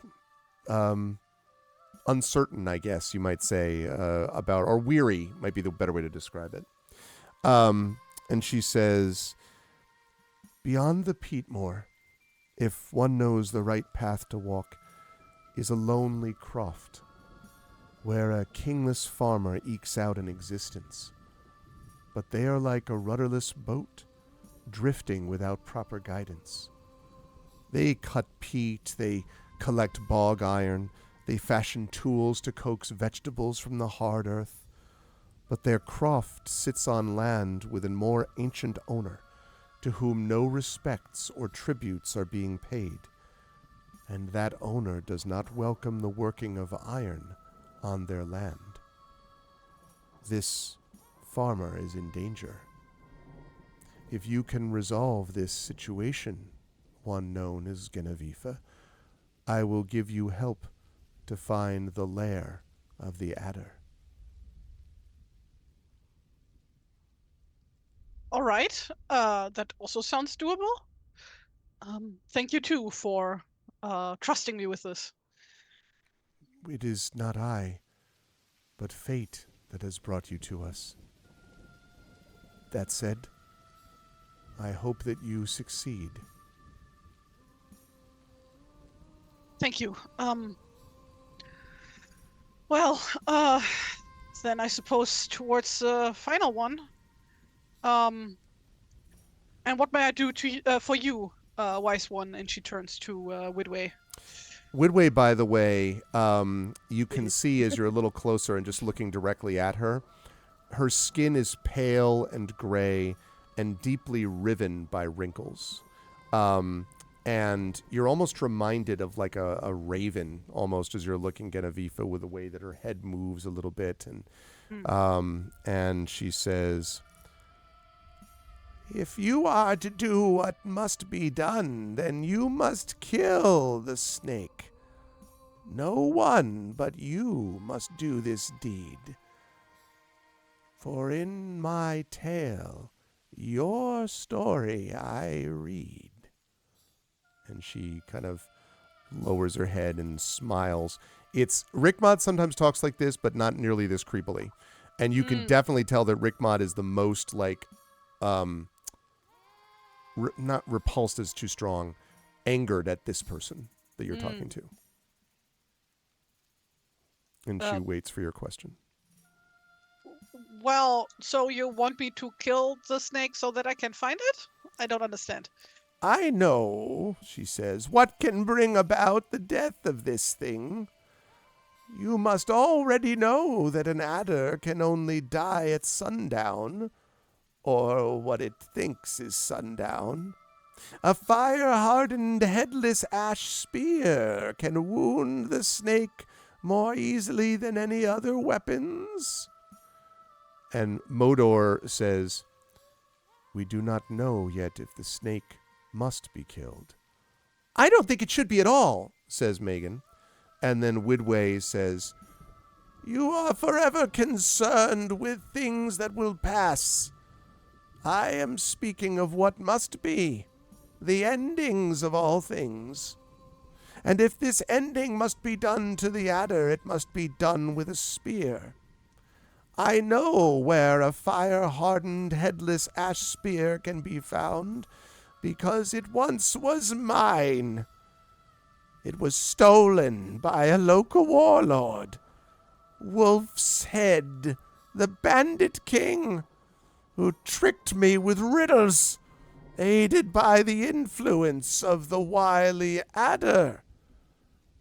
Rickmod behind you chuckles, and Widway practically hisses in Rickmod's direction. She says, Wolf's Head is a brutal, petty princeling who once washed up on these shores and slew the true king of this nameless land, and observes no laws or customs. He has no hall, and wanders the dead fen, keeping hidden from my sisters and me. With the help of the adder he stole my spear, and now the adder resists sleep and death. He has slaughtered the folk who lived here, and now leads a band of honorless brigands and outlaws. But the adder has proofed the king against my sister's power. This has put things out of balance, and only a true servant of Weird can put things right.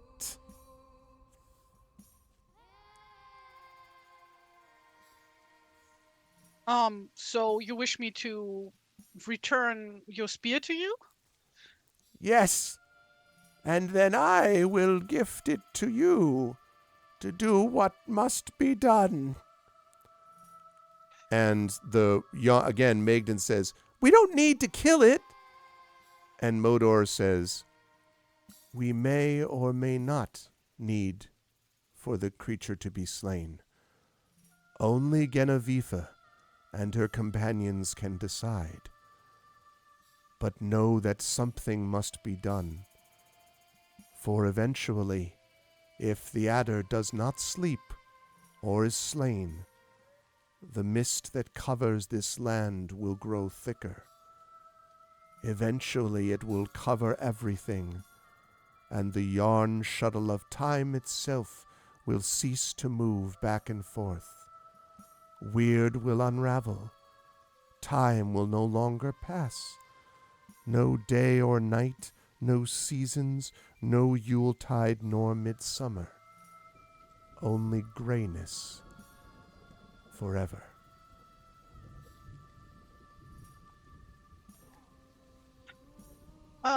Well, all right. I suppose I should get to it then, unless you have any more words of wisdom to share with me. And they all sort of look at each other briefly and then back at you. And Magdan says, "Only that we wish you good luck.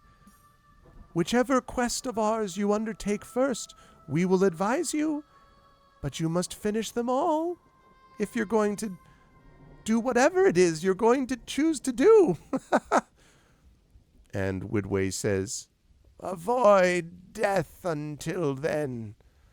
Your life must be made useful."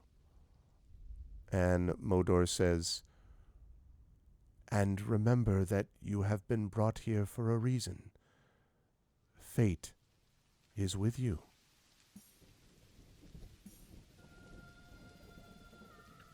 Well, all right. Thank you then. I shall be off then. And they nod. And so it depends on, and I guess the question is, and then I'll describe what happens when you leave them, but which one are you doing? Like, are you going to do, which of the quest do you want to take first, I guess? First the crystal ball, I suppose. Okay. So if you're going to do that, you're going to be heading to the east. So as you head off to the east, you can see the witches. Oh, she bows also before leaving. Okay. Deeply. the other followers follow suit except for Rickmod, who does not bow, and in fact Interesting. stares as she kind of shuffles backwards before finally turning and then going with you. And if you look back over your shoulder as you get to like the top of this rise, one of the dunes, and you look back down, you can see them standing in the place where the peat is. And then when you start to go back over the dune and you look one more time, they have vanished from the hole. And you notice the mist is a little thicker, by the way. So Genoveva seems a bit out of it, considering that she like literally just spoke to God. So it's like a bit much right now. Mm-hmm. So yeah, she like visibly just like kind of trudges forward in like an awkward stiff motion. She's trying to process everything that just happened.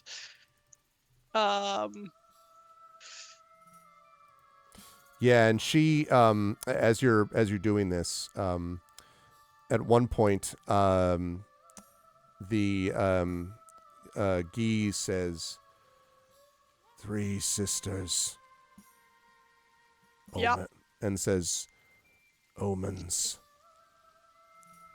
And Rickmod says, "3 sisters, fools," and just continues to shuffle. Rickmod, can you elaborate, please? Did we not just speak to who I thought we spoke to? Rickmod nods and says, "But you are not ready.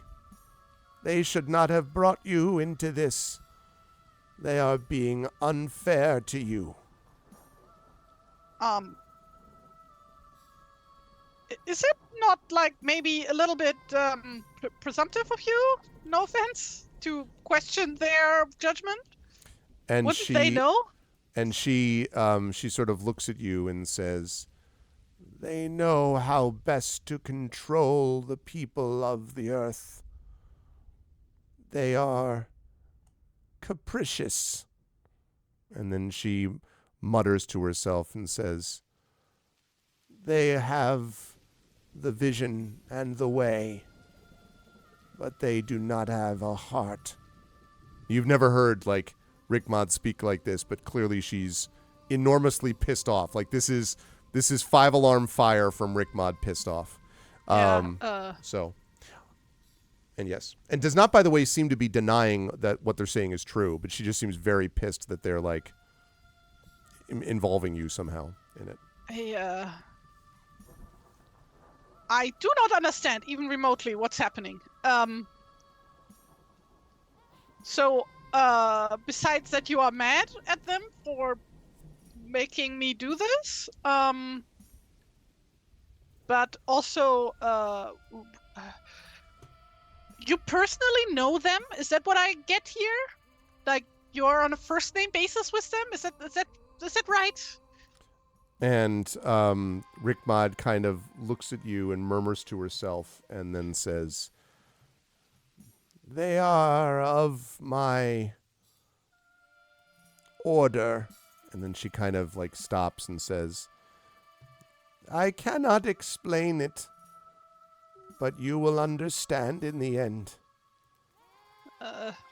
I'm not so sure about that, considering that I rarely understand anything. But I suppose if we want to get off this island in some fashion or form, we have to do this anyway. So what point is there in questioning things, right? Which means that following their directions, you head off to the east to the forest. Now, a couple of notes, too, that I wanted to mention, which is that Megden, when she gave you the directions, also made it very clear that Full Anger the Dwarf is very bad, in quotes, and has to stay in the forest. No one can make the dwarf do what he's told, but they can at least keep him in the forest where he likes making things. That is what can you you remind me what the second quest was? The one from Mordor?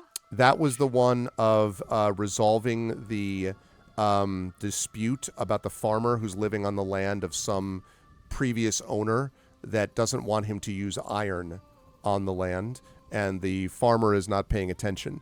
Again, Mordor was very sort of vague about what that meant, you know, like what it meant to resolve the battle or resolve the dispute between the farmer and whoever the quote original owner was. But yeah. Yeah. Oh, actually, first we would go back to the ship to let the crew know. As you head back to the ship, you can do that. By the time you get back to the ship, you can see that the ship is in front of just a wall of gray mist. There's essentially no water visible at all, except like right at the very bottom of the boat where it's sort of in the water. Other than that, nothing. And the crew, as a result, is a little perturbed, I think is fair to say. Yeah, so Genofifa waves the captain over to have a talk under four eyes. And the captain says, I don't like any of this. It's unnatural. Have you found anything? Yeah, I found the three sisters. And he sort of pauses, and then he says, the sisters? Yes. And his voice lowers, and he says, that cannot be. You must have seen an illusion or a trick. I mean, that may be the case, but I think for now, considering all the weird things that seem to be going on here, I decided to just roll with it for now. So I want you to tell the crew to make camp here. We might be staying here a while. And the captain nods, and he says, well, we'll have enough food to hold out for a while, but to be honest with you, none of the crew wants to leave the ship anyway. So I can't blame them. Don't do any hunting while you are here. And he kind of raises an eyebrow. Oh? I just have a whole bad feeling. Just trust me on this, please. And we have enough food with us. He nods. I did see a creek northeast of here for fresh water. But like I said, no killing anything. All right. We'll make sure not to. And also we found a weird stone circle with a mount in it. Do not go in there. I have a bad feeling about it. Is there any place here you don't have a bad feeling about? No. He nods as if like, kind of expected that. Also, from what I've been told, the sun will not be setting until we are done here. And then he kind of looks at you again and is like,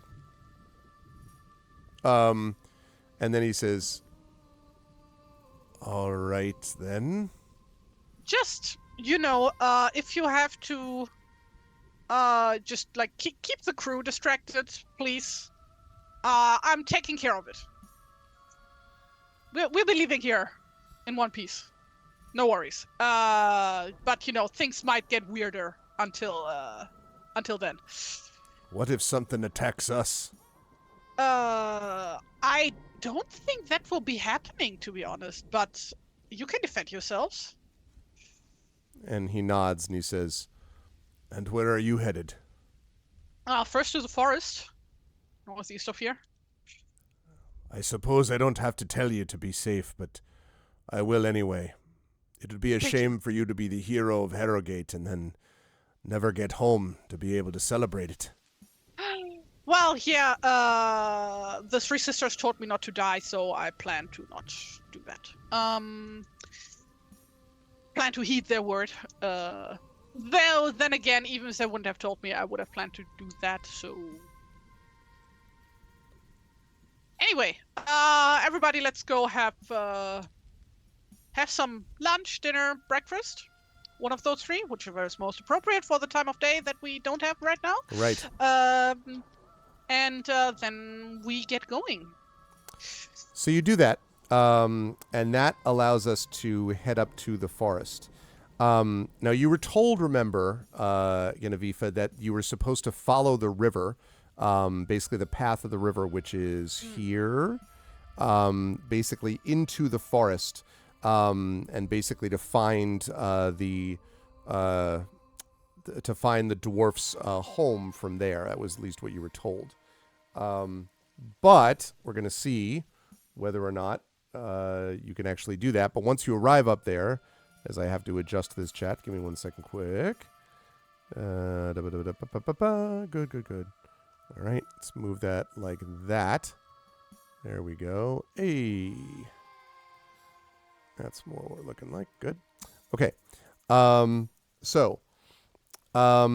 Once you're outside the forest's edge, and as you were sort of walking into the woods, there is an image which presents itself to you, and I'm going to show you that image. A literal image. It is a literal image, yes. Okay. Oh, wait a second. I got to put that, paste, crop, save as.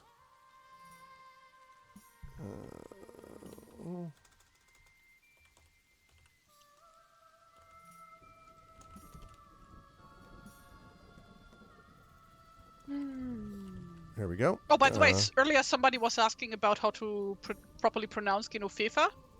So in German it's Genoveva, but that's just the German version of Genevieve in French. So both is correct, actually. Very cool. And yes, it is the name of King Arthur's wife, but that's incidental. It's just a common name from that time period. Well, common enough name from that time period. Okay. Here we are, chat, and Genevieve. Genevieve. So, and in fact, that's even.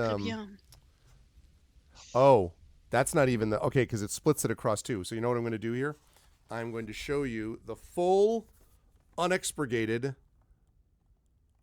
like that's wide forest. screen. See? Big old trees.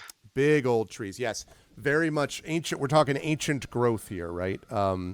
And there is, as you are sort of walking down this path, it is very sort of dense, and sort of as you're kind of passing through. Again, what's so mysterious about it is there's no real sound of birds or movement of creatures or anything like that through this forest as you make your way through it. And so are you following, I'm double checking, I don't want to just assume. Are you following that river basically as you were suggested that you should? Okay. Yes, definitely. And not straying from it. Okay. Don't leave the path. Okay. That's never had a problem in any forest area that I can think of ever. Okay. Which leads us to about there, I think. Ooh. Okay. Tired. Yes, fear not, because we're coming close to the end here. Who is Dutch for tired, for reference? And it's a sound that cows make in German. Oh, really? Like I said, language. That's awesome, actually. Okay. So now you are making your way down here and again, this ancient forest, these trees are huge. There's this almost, as you walk, Genevieve, there's like this endless canopy of branches that are thick with moss and hanging lichen. And the mist is still prevalent here, kind of winding its way in spiral patterns through the tree limbs, one way to do it. And so, as you are making your way through, the forest is very dense on either side of this river, and there are often cases where you and your followers find yourselves in a kind of deep gully with sort of overhanging walls. And in some places, the bank doesn't even have space on which to walk any further, and you have to cross the raging torrent of the river, which is in full flow. And as you are sort of making your journey along, there are several other obstacles which we're going to talk about next time. But what I do want to mention before this is that as you are about to undertake some of those obstacles, which I have previously mentioned, you notice something else about the experience, and that is there is an additional hissing sound that is not coming from the water beside you. It is, in fact, an echoey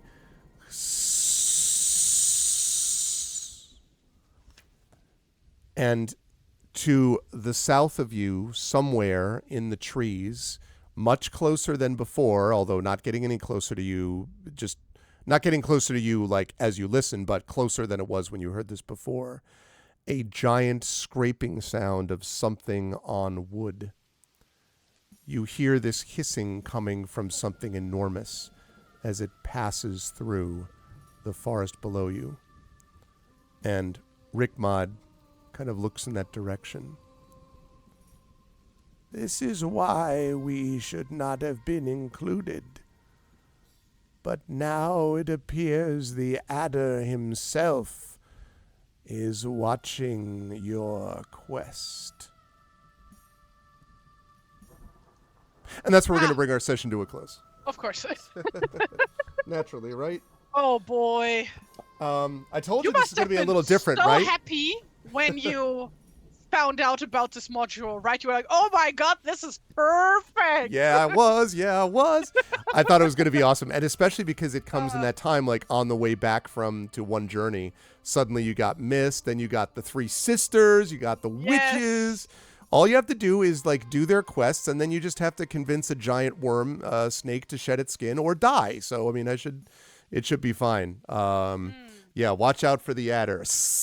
I love it. I'm so excited to see how you handle this and these different quest structures. For reference, and I have this written down here, that this is like literally Genoveva's religion, the three sisters. Yeah. So that's just like it was one of the many reasons I was excited. Eye, as we say in German. Yep. And I was also interested, I mean, like, I was curious, too, about how you were going to feel with the fact that Rickmod is obviously pissed off about all this, right? That that Rick Mod was like, why are you being like, clearly feels bad for you on some level, right? Like that just, because I mean, you're used to having someone who says mysterious stuff and seems awfully witch-like, and then they're just like, listen, you may be a witch, but we're like the witches, Yeah. but it is not the case. The reverence for the gods was one thing, but there was also people being very pissed off at the gods. You know what I mean? Yeah, Like for this definitely. sort of thing. So yeah, I'm super interested to see how So, Genevieve handles this. Fifa's definitely terrified because she knows has heard all of the tales about the gods and about like how vengeful they can be, or like how they might not always have your best interest in mind and stuff like that. But like Right. this is also, you Yep. don't just say no. So No. Right. Yeah. That would not have been. And I'm also glad, I wasn't sure how this was going to work for you. Also, I'm going to just move you and let me know if you're cool with this, that you should be probably here-ish. yeah. Is that okay? Okay. I told you to just move my token. Well, I didn't want. I don't want to. I hate being like, I'm going to make you. It's your adventure. Right? Just tell me where we are. God damn it. So, but what I wanted to say was that I was also I exactly as you thought through it, and I want to give you credit because you've done a very good job at sort of explaining your feelings as you go along with chat, like, because it's helpful, I think, to chat for you to be like, I'm thinking about this, like, and then I'm wondering about this, like, that's really helpful instead of just being like, I silently suddenly do something out of nowhere for no reason. No. And so the whole thing about the heart, about whether you were going to shoot the deer, was exactly right. You're like, oh yeah, you go after hunting stuff, but at this time, I don't know, because it would have been interesting to see what would have happened if you killed the deer. This felt like a test, yeah. Yeah, Like yeah, this yeah, was yeah. like this is here for very good reason. So yeah, very glad I didn't kill it, because I have a feeling this talk might have gone a little different if I had done that. With the three witches, I love, by the yeah. way, the three witches are really fun to play. I Yeah, really definitely. enjoy watching you play off of them. Which leads me to ask you, how did you feel about today, and where will the This folks was find you awesome. next? This is tailor made for Genofifa. Very much looking forward to that. To where this is going. Aside from like upriver, downriver. Yeah, that's right. At the moment. At the moment. Yeah, gonna have our Rose Red and Snow White dwarf moment, I guess. For those of you who are not familiar with that fairy tale, because that one is a bit more obscure. Despite the name, it has nothing to do with Snow White and the Seven Dwarfs, even though it also features a character named Snow White. Though technically one is Schneewittchen and the other one is Schneeweißchen, which both mean Snow White, but it's a different dialect. Ow, I just hit my elbow.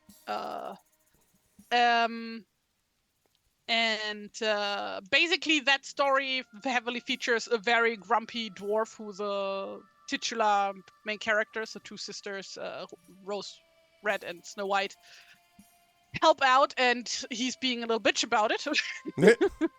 So this is kind of what I'm expecting now. Okay. Dwarfs are not known to be nice in most fairy tales.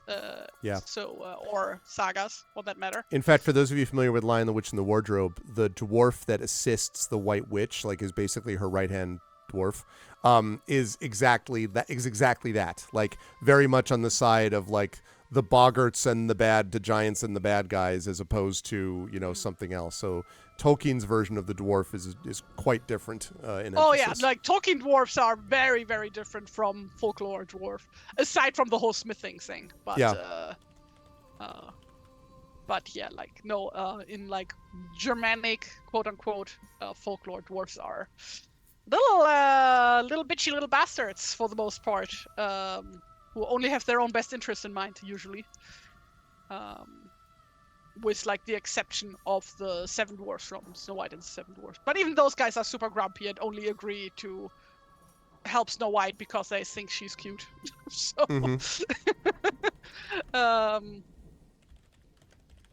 yeah. So, wonder if this dwarf can shapeshift, because that is also a thing. Right. That's right. In some sagas, that's dwarves right. can shapeshift into animals. That's right. And I had forgotten about Trumpkin the dwarf Triffid. That's right. Yeah, another example. So dwarves are just very conservative about keeping their gold together, a little bit stingy, great capitalists in the making. Great, in sort of quotes. But it was good stuff today, Tari. Where will the lovely folks find you next?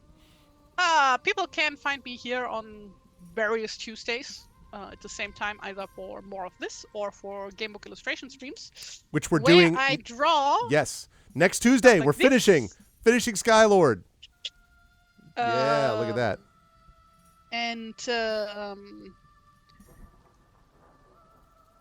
yeah, besides that, people can find me on Tumblr and on Blue Sky and on Kara at TariToons. And also, since yesterday, or the day before yesterday, I finally made a separate website for Penelope's Little Heraldry, which is my heraldry-themed webcomic where I explain a bunch of history stuff, which I update very sporadically because this takes so much work to make, even though it might not look at it, because unlike regular webcomics, I need to do a lot of research and double and triple check everything to make sure that I don't say anything wrong. You don't want to spread fall misinformation afoul on of the internet. heraldry nerds, people. You do not want to fall afoul of the heraldry nerds. Definitely not. Yeah. So link to that is on all of my social media stuff right now. If you want to go follow that. And besides that, yeah, commissions are open currently, though they are going slow right now. So there's been a few weeks waiting time at the moment. I currently don't have any official commission info up for individualized character portraits, this kind of stuff. But if you have anything in mind, you can hit me up either via DMs on the social media of your choosing that I'm on, or just send me an email, TariToons@gmail.com. And then we can talk about that. Yeah. Highly recommend it. You should absolutely go to Tari for all of your commissioning needs. But thank you, Tari. Really good stuff today. We will have Tari back with us next week for the finally finishing up Skylord, the Fighting Fantasy Gamebook stream of that. And then 2 weeks after that, another session of Beowulf. So that is the plan.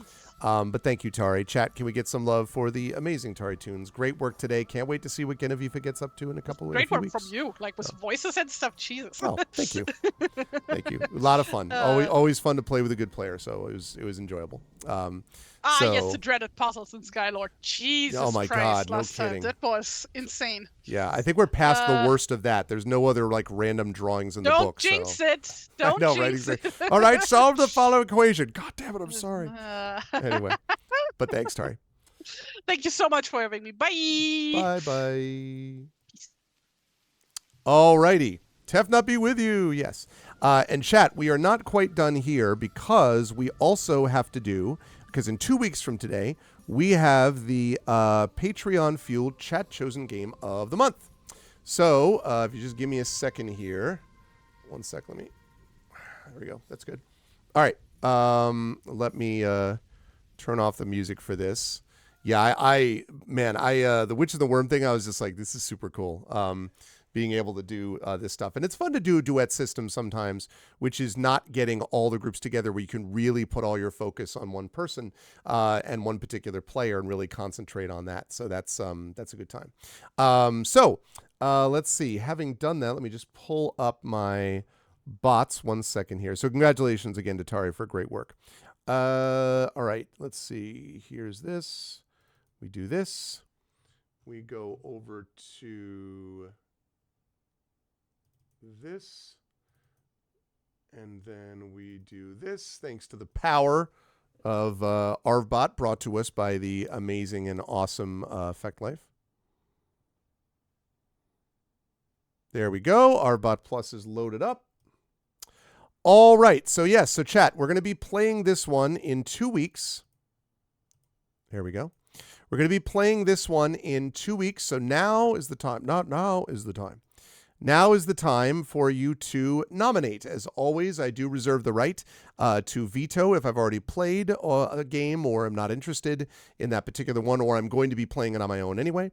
But we got Caves of Kood this way, which I'm finishing. Neva we did last month. That one we're going to be finishing as well. So we often, although not always, there are some games that we do not finish that are Chat Chose Game of the Month. So what game should Arv try this month? And again, I can do PC games, I can do Intellivision 2 games, I can do NES games, Super Nintendo, I can do Sega Genesis, Sega Master System games, I can do Nintendo Switch games, and I can do PS5 games. So I have all of those different options. Oh, okay, I'm sorry about that, Effect Life, but totally understand. X-Wing. You will nominate X-Wing. I feel like the only thing about that, though, Tom, is that technically we've already played that. Your wife also nominates X-Wing. All right. If both of you nominate it, actually no, we didn't, right? Because we played TIE Fighter, we played X-Wing Alliance, but I don't think we actually played X-Wing on here. All right, I will nominate. I will accept that nomination. X-Wing. Okay, what else have we got, chat? What else would you like? You and your wife nominated X-Wing.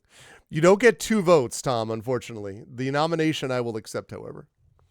Okay. What else, chat, would you like as possible game opportunities? Please get your nominations in now. X-Wing is 1. What else?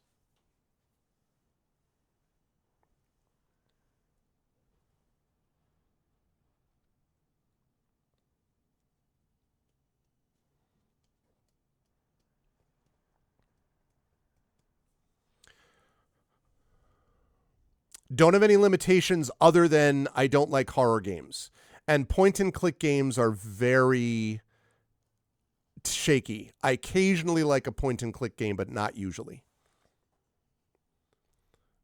What the heck? Okay. Hi, Butthurt. Senran Kagura Peach Beach Splash. What exactly is this game? Before I nominate this, is this secretly a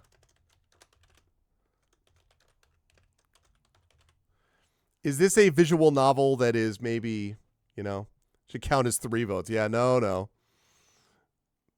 Sorry, you're out of luck there. What exactly is Senran Kagura Peach Beach Splash, Butthurt?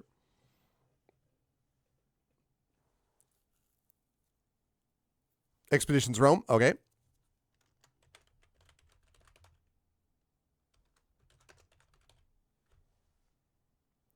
It's a third-person shooter. Is it? Let's see. Senran.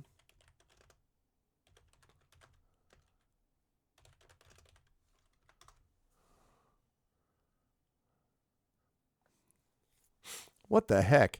The summer of bouncy, high-flying hijinks continues for the girls of Senran Kagura. Yeah, Butthurt. I'm going to give that a miss. Sorry. That's not quite the vibe.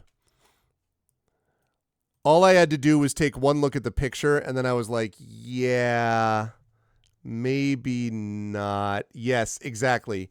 I was just about to say that. I was like, I think this is not exactly a game. Sorry. I need something a little more family-friendly than that. So I have X-Wing, I have Expeditions Rome. Any other nominations? And if I only get 3 nominations, those 3 will end up in the final one. But I'm not going to do Kenrin. That's a little much. I have done some games off the beaten path. I have done, I Love You, Colonel Sanders, for instance. But that's a whole different, ball game, basically. X-Wing, Expeditions Rome, and I will take any other nominations. No, they are not closed now. Not yet, but soon.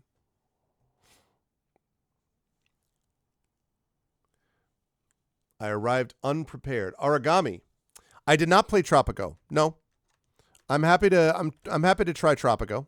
I know a little bit about that. Which Tropico though? Because aren't they up to like Tropico? Okay, Tropico 4. I was gonna say, yeah. Let's see. The Colonel Sanders gravy song. Oh, man. Yeah, the Colonel Sanders song was fun. Origami. Arigato, Mr. Roboto.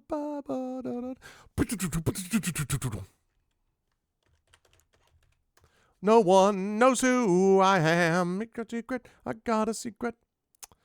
Oh, a third-person stealth game that casts you as an undead assassin with the power to control the shadows, huh? Really? All right. Yeah, that seems doable for me. Yeah, I could see that. Origami. I did play Gothic, yeah. Gothic was so janky that I had a little bit. I played Gothic 1. I didn't play Gothic 2, but I did play Gothic 1. Okay, so we have 4 choices right now. X-Wing, Expeditions, Rome. Oh, okay, I can get 5. Let's do the most recent one if I can. But I should be able to get either one, I think. Because all of these are on GOG, I think. But, I mean, if not, I can get it on Steam, too. It's fine. All right, X-Wing, Expeditions, Rome, Tropico 5, and Origami. Okay, anyone else? Any other choices? And then we're going to close nominations and begin the vote.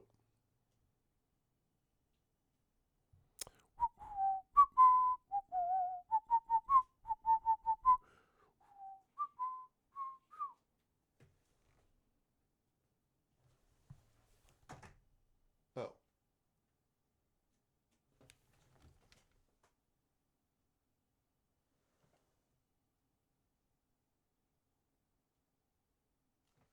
Hang on, checking on a cat.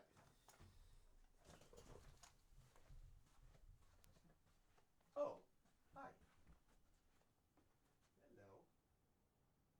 Hi, Sherbert.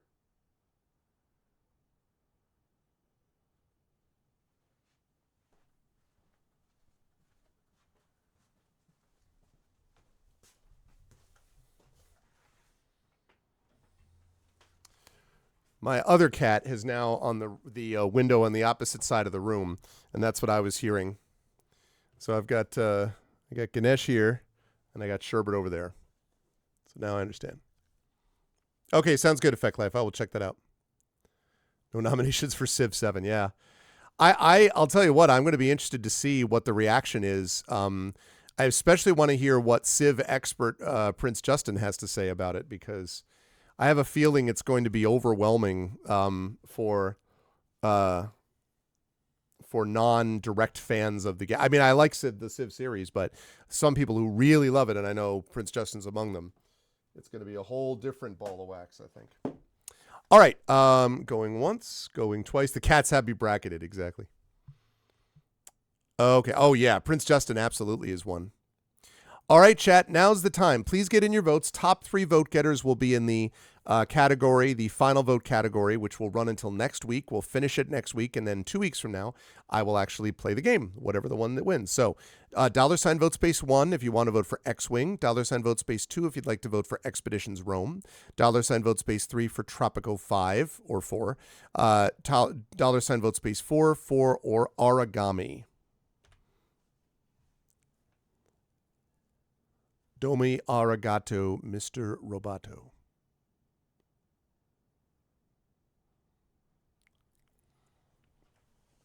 And remember, a lot of these ones that if you vote for them, they eventually get up there, one way or the other, most of the time. Even Nonstop's determined efforts finally were paid off of playing Wizardry.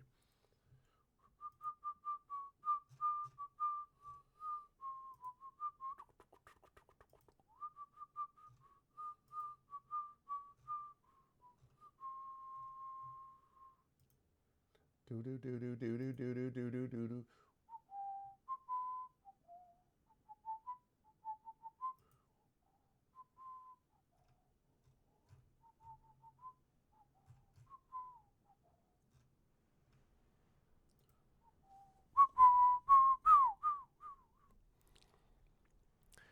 All right, we have 2 votes for Origami. We have 1 vote for Expeditions Rome, 1 vote for X-Wing. Waiting to see, these are just the nominations, and then we will put together the straw poll. Oh, now we have a 3-way tie. I suspected this might happen. Remember, only the top 3 are going to go through. I'm not going to put 4 up there. So If we get enough votes, like if we got votes that just left us with 2, then we would do that. Or if we had enough votes to have 3. But we're definitely going to need to have only 3. I can't put 4 up there.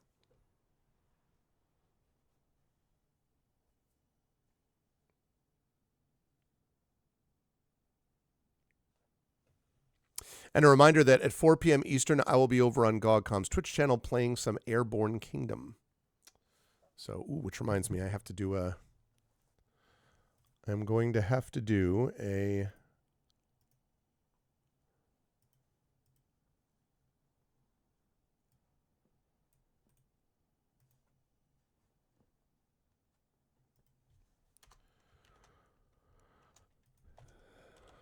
let's see, stream card. I need to do a stream card for that one. Okay. I'd rather be a tropical dictator. All right, so I'm going to last call this, but I do need the vote. Someone will either need to vote for one of these that has not already, or is going to need to change vote. So that we have, because we can't have even here, we have to have 3 top choices. So Origami right now is in good shape, but we need to have one of the other ones of these needs to get a vote, or 2 of these needs to get a vote. So you can either change a vote from one of these or do one each of those.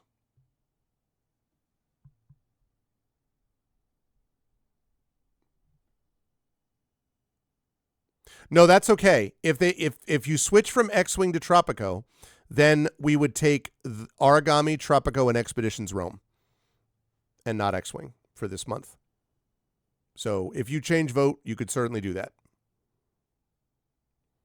Okay, so yeah, that works. Going once, going twice. Okay. Good stuff. All right, there you go. So 3 good choices. Very different kinds of games, too. Origami, Tropico 4 or 5. I'll take a look. And I heard what you said about making sure that I know which one each is. So I'll check each one to make sure which one I like. And then Expeditions Rome, those 3. Those are going to be the options. So thank you, everybody. As hopefully one of my mods, my wonderful, amazing mods, is able to put together a straw poll consisting of these and then linking it to the next game command. That would be super appreciated and very awesome. And if folks could do that, that would be super cool. Origami, Tropico 4/5, or Expeditions Rome. Thank you so much, Driffid. Okay, and while that is going on, that gives me a chance to say thank you to all of you who watched today. And I hope you will join me in a little over a half hour over on GogCom's Twitch channel for Pen and Pixels as we move on to Airborne Kingdom. Looking forward to giving that a shot for the first time. That should be a good time. Otherwise, we will be back here tomorrow night, Wednesday night, for Community D&D with Waterdeep Dragon Heist with the Shadow Crew. That'll be a good time. And then Thursday, Caves of Kood. Remember, we are going to be wrapping up Caves of Kood this month one way or the other. We're doing all the main quest stuff. So we're going to basically push to get that finished. And then once that is done, thank you so much, Driffit. I appreciate it. Thank you. Thank you. Everybody, please go over there and get your votes in. That is going to be open until next month. And then once next month is open next month, no, next week, it's going to be open till. And then we will play the week after that. So thank you. So yeah, so we've got that going on, Caves of Kood. And then on Saturday, I will be streaming Expedition from the Mysterious Peaks live from Farpoint. I will be in Baltimore, Maryland at a conference there. So I will be doing that. And then that's going to be it until Tuesday, and then the following Tuesday we'll be back here 1 week from today with the Fighting Fantasy Game Book illustration stream with TariToons and more of Airborne Kingdom. So I am looking forward to that. It's going to be a good time. Okay, I'll check out both of them. I probably might like Tropico 5 more if it's got the quality of life improvements, because I do like that. So, but we'll see. I will check out both if I can. So yes, so I hope you will join me over at GogCom in just a little over a half hour. Until then, I want to remind everybody that the ways to support the channel are to follow it. Please check out our YouTube at !ArvTube. Again, those of you who missed it, we're now up to 1091. Again, a new record of subscribers. We are only 9 subscribers away from 1100, so let's keep pushing to get there. Super excited about that, and really grateful to everyone who has supported the YouTube channel. Again, the Discord for us is !arvcord. Twitter, !arv tweets, especially Blue Sky. Please do follow me on Blue Sky, !arvsky for that. Website, arvanelleron.com. Don't forget to check out Hearthglow. That's that limited run podcast, which is going to be coming to an end in April with a live in-person event at Sacred Heart University. We will have one long recorded session from which Triffid will make multiple audio editions of this. After that, it's going to be a good time. That's going to be happening probably in March is when you can expect to see those go up. So you can check all of the Hearthglow things up on the podcast up on my website, arvanelleron.com. And don't forget, you can also check out the Gen GM show that Zach Clay and I do on DMing and GMing. Please go check that out. We've got a new long-form video that we just recorded last night that'll be going live in a few days as well, so please check that out. Again, website for so much of this is arvanelleron.com. And thank you, Yuta Detenshi.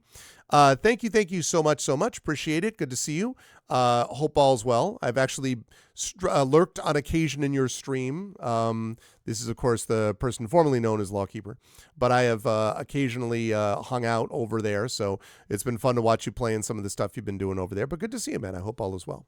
Financially, !Arv Shop is the merchandise area. !Arv Treon is that Patreon. Please do support it. We're trying to build that up again into triple digits. Please do sub to the channel, as several of you did today. Thank you to TomTom for those gift subs as well. I appreciate it. You get all those custom sub badges and emotes to use here, there, and everywhere across Twitch. We have got so many Arvin E's now. So many of the animated ones and the other ones, and you could get a part of all of them. Wouldn't you want to be able to get all of these one way or the other? You definitely would want all of these emotes, so please do that. And also get those custom sub badges to use here, there, and everywhere across Twitch, plus inspirations to help our tabletop players, both there and at Patreon. On the publishing front, Icarus, that's our graphic novel from Mathis Arts. Library is our Tales and Tomes, the Forbidden Library, that's my 5e adventure and sourcebook from Alligator Alley Entertainment. And speaking of Alligator Alley Entertainment, they're responsible for one part of Greyshade as well. Greyshade, that is my Grey Assassin trilogy from the amazing Athos Arts.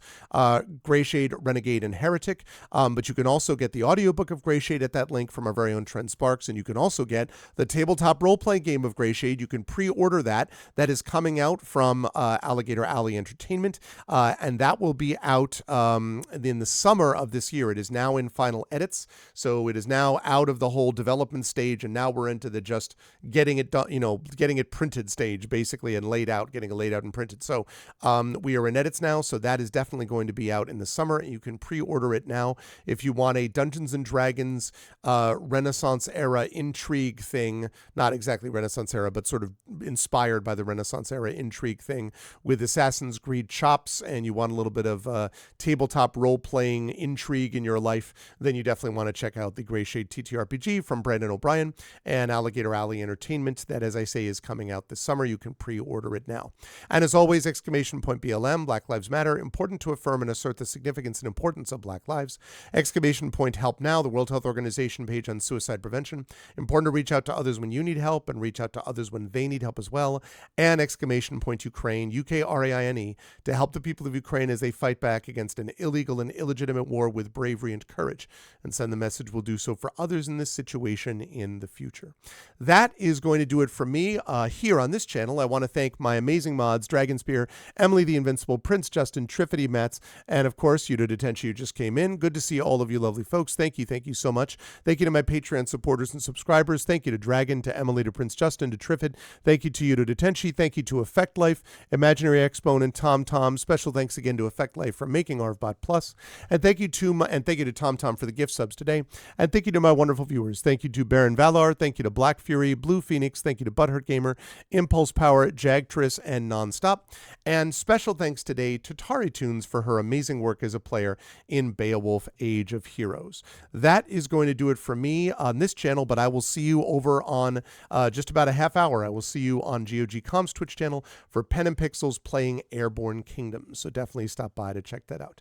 Until then, everyone, please be good to each other. Much love, and I'll see you all soon. Bye for now.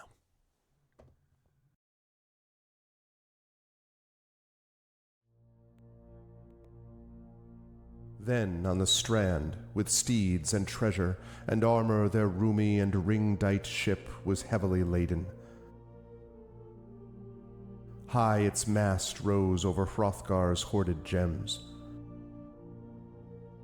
A sword to the boat guard Beowulf gave, mounted with gold. On the mead bench, since he was better esteemed, that blade possessing heirloom old.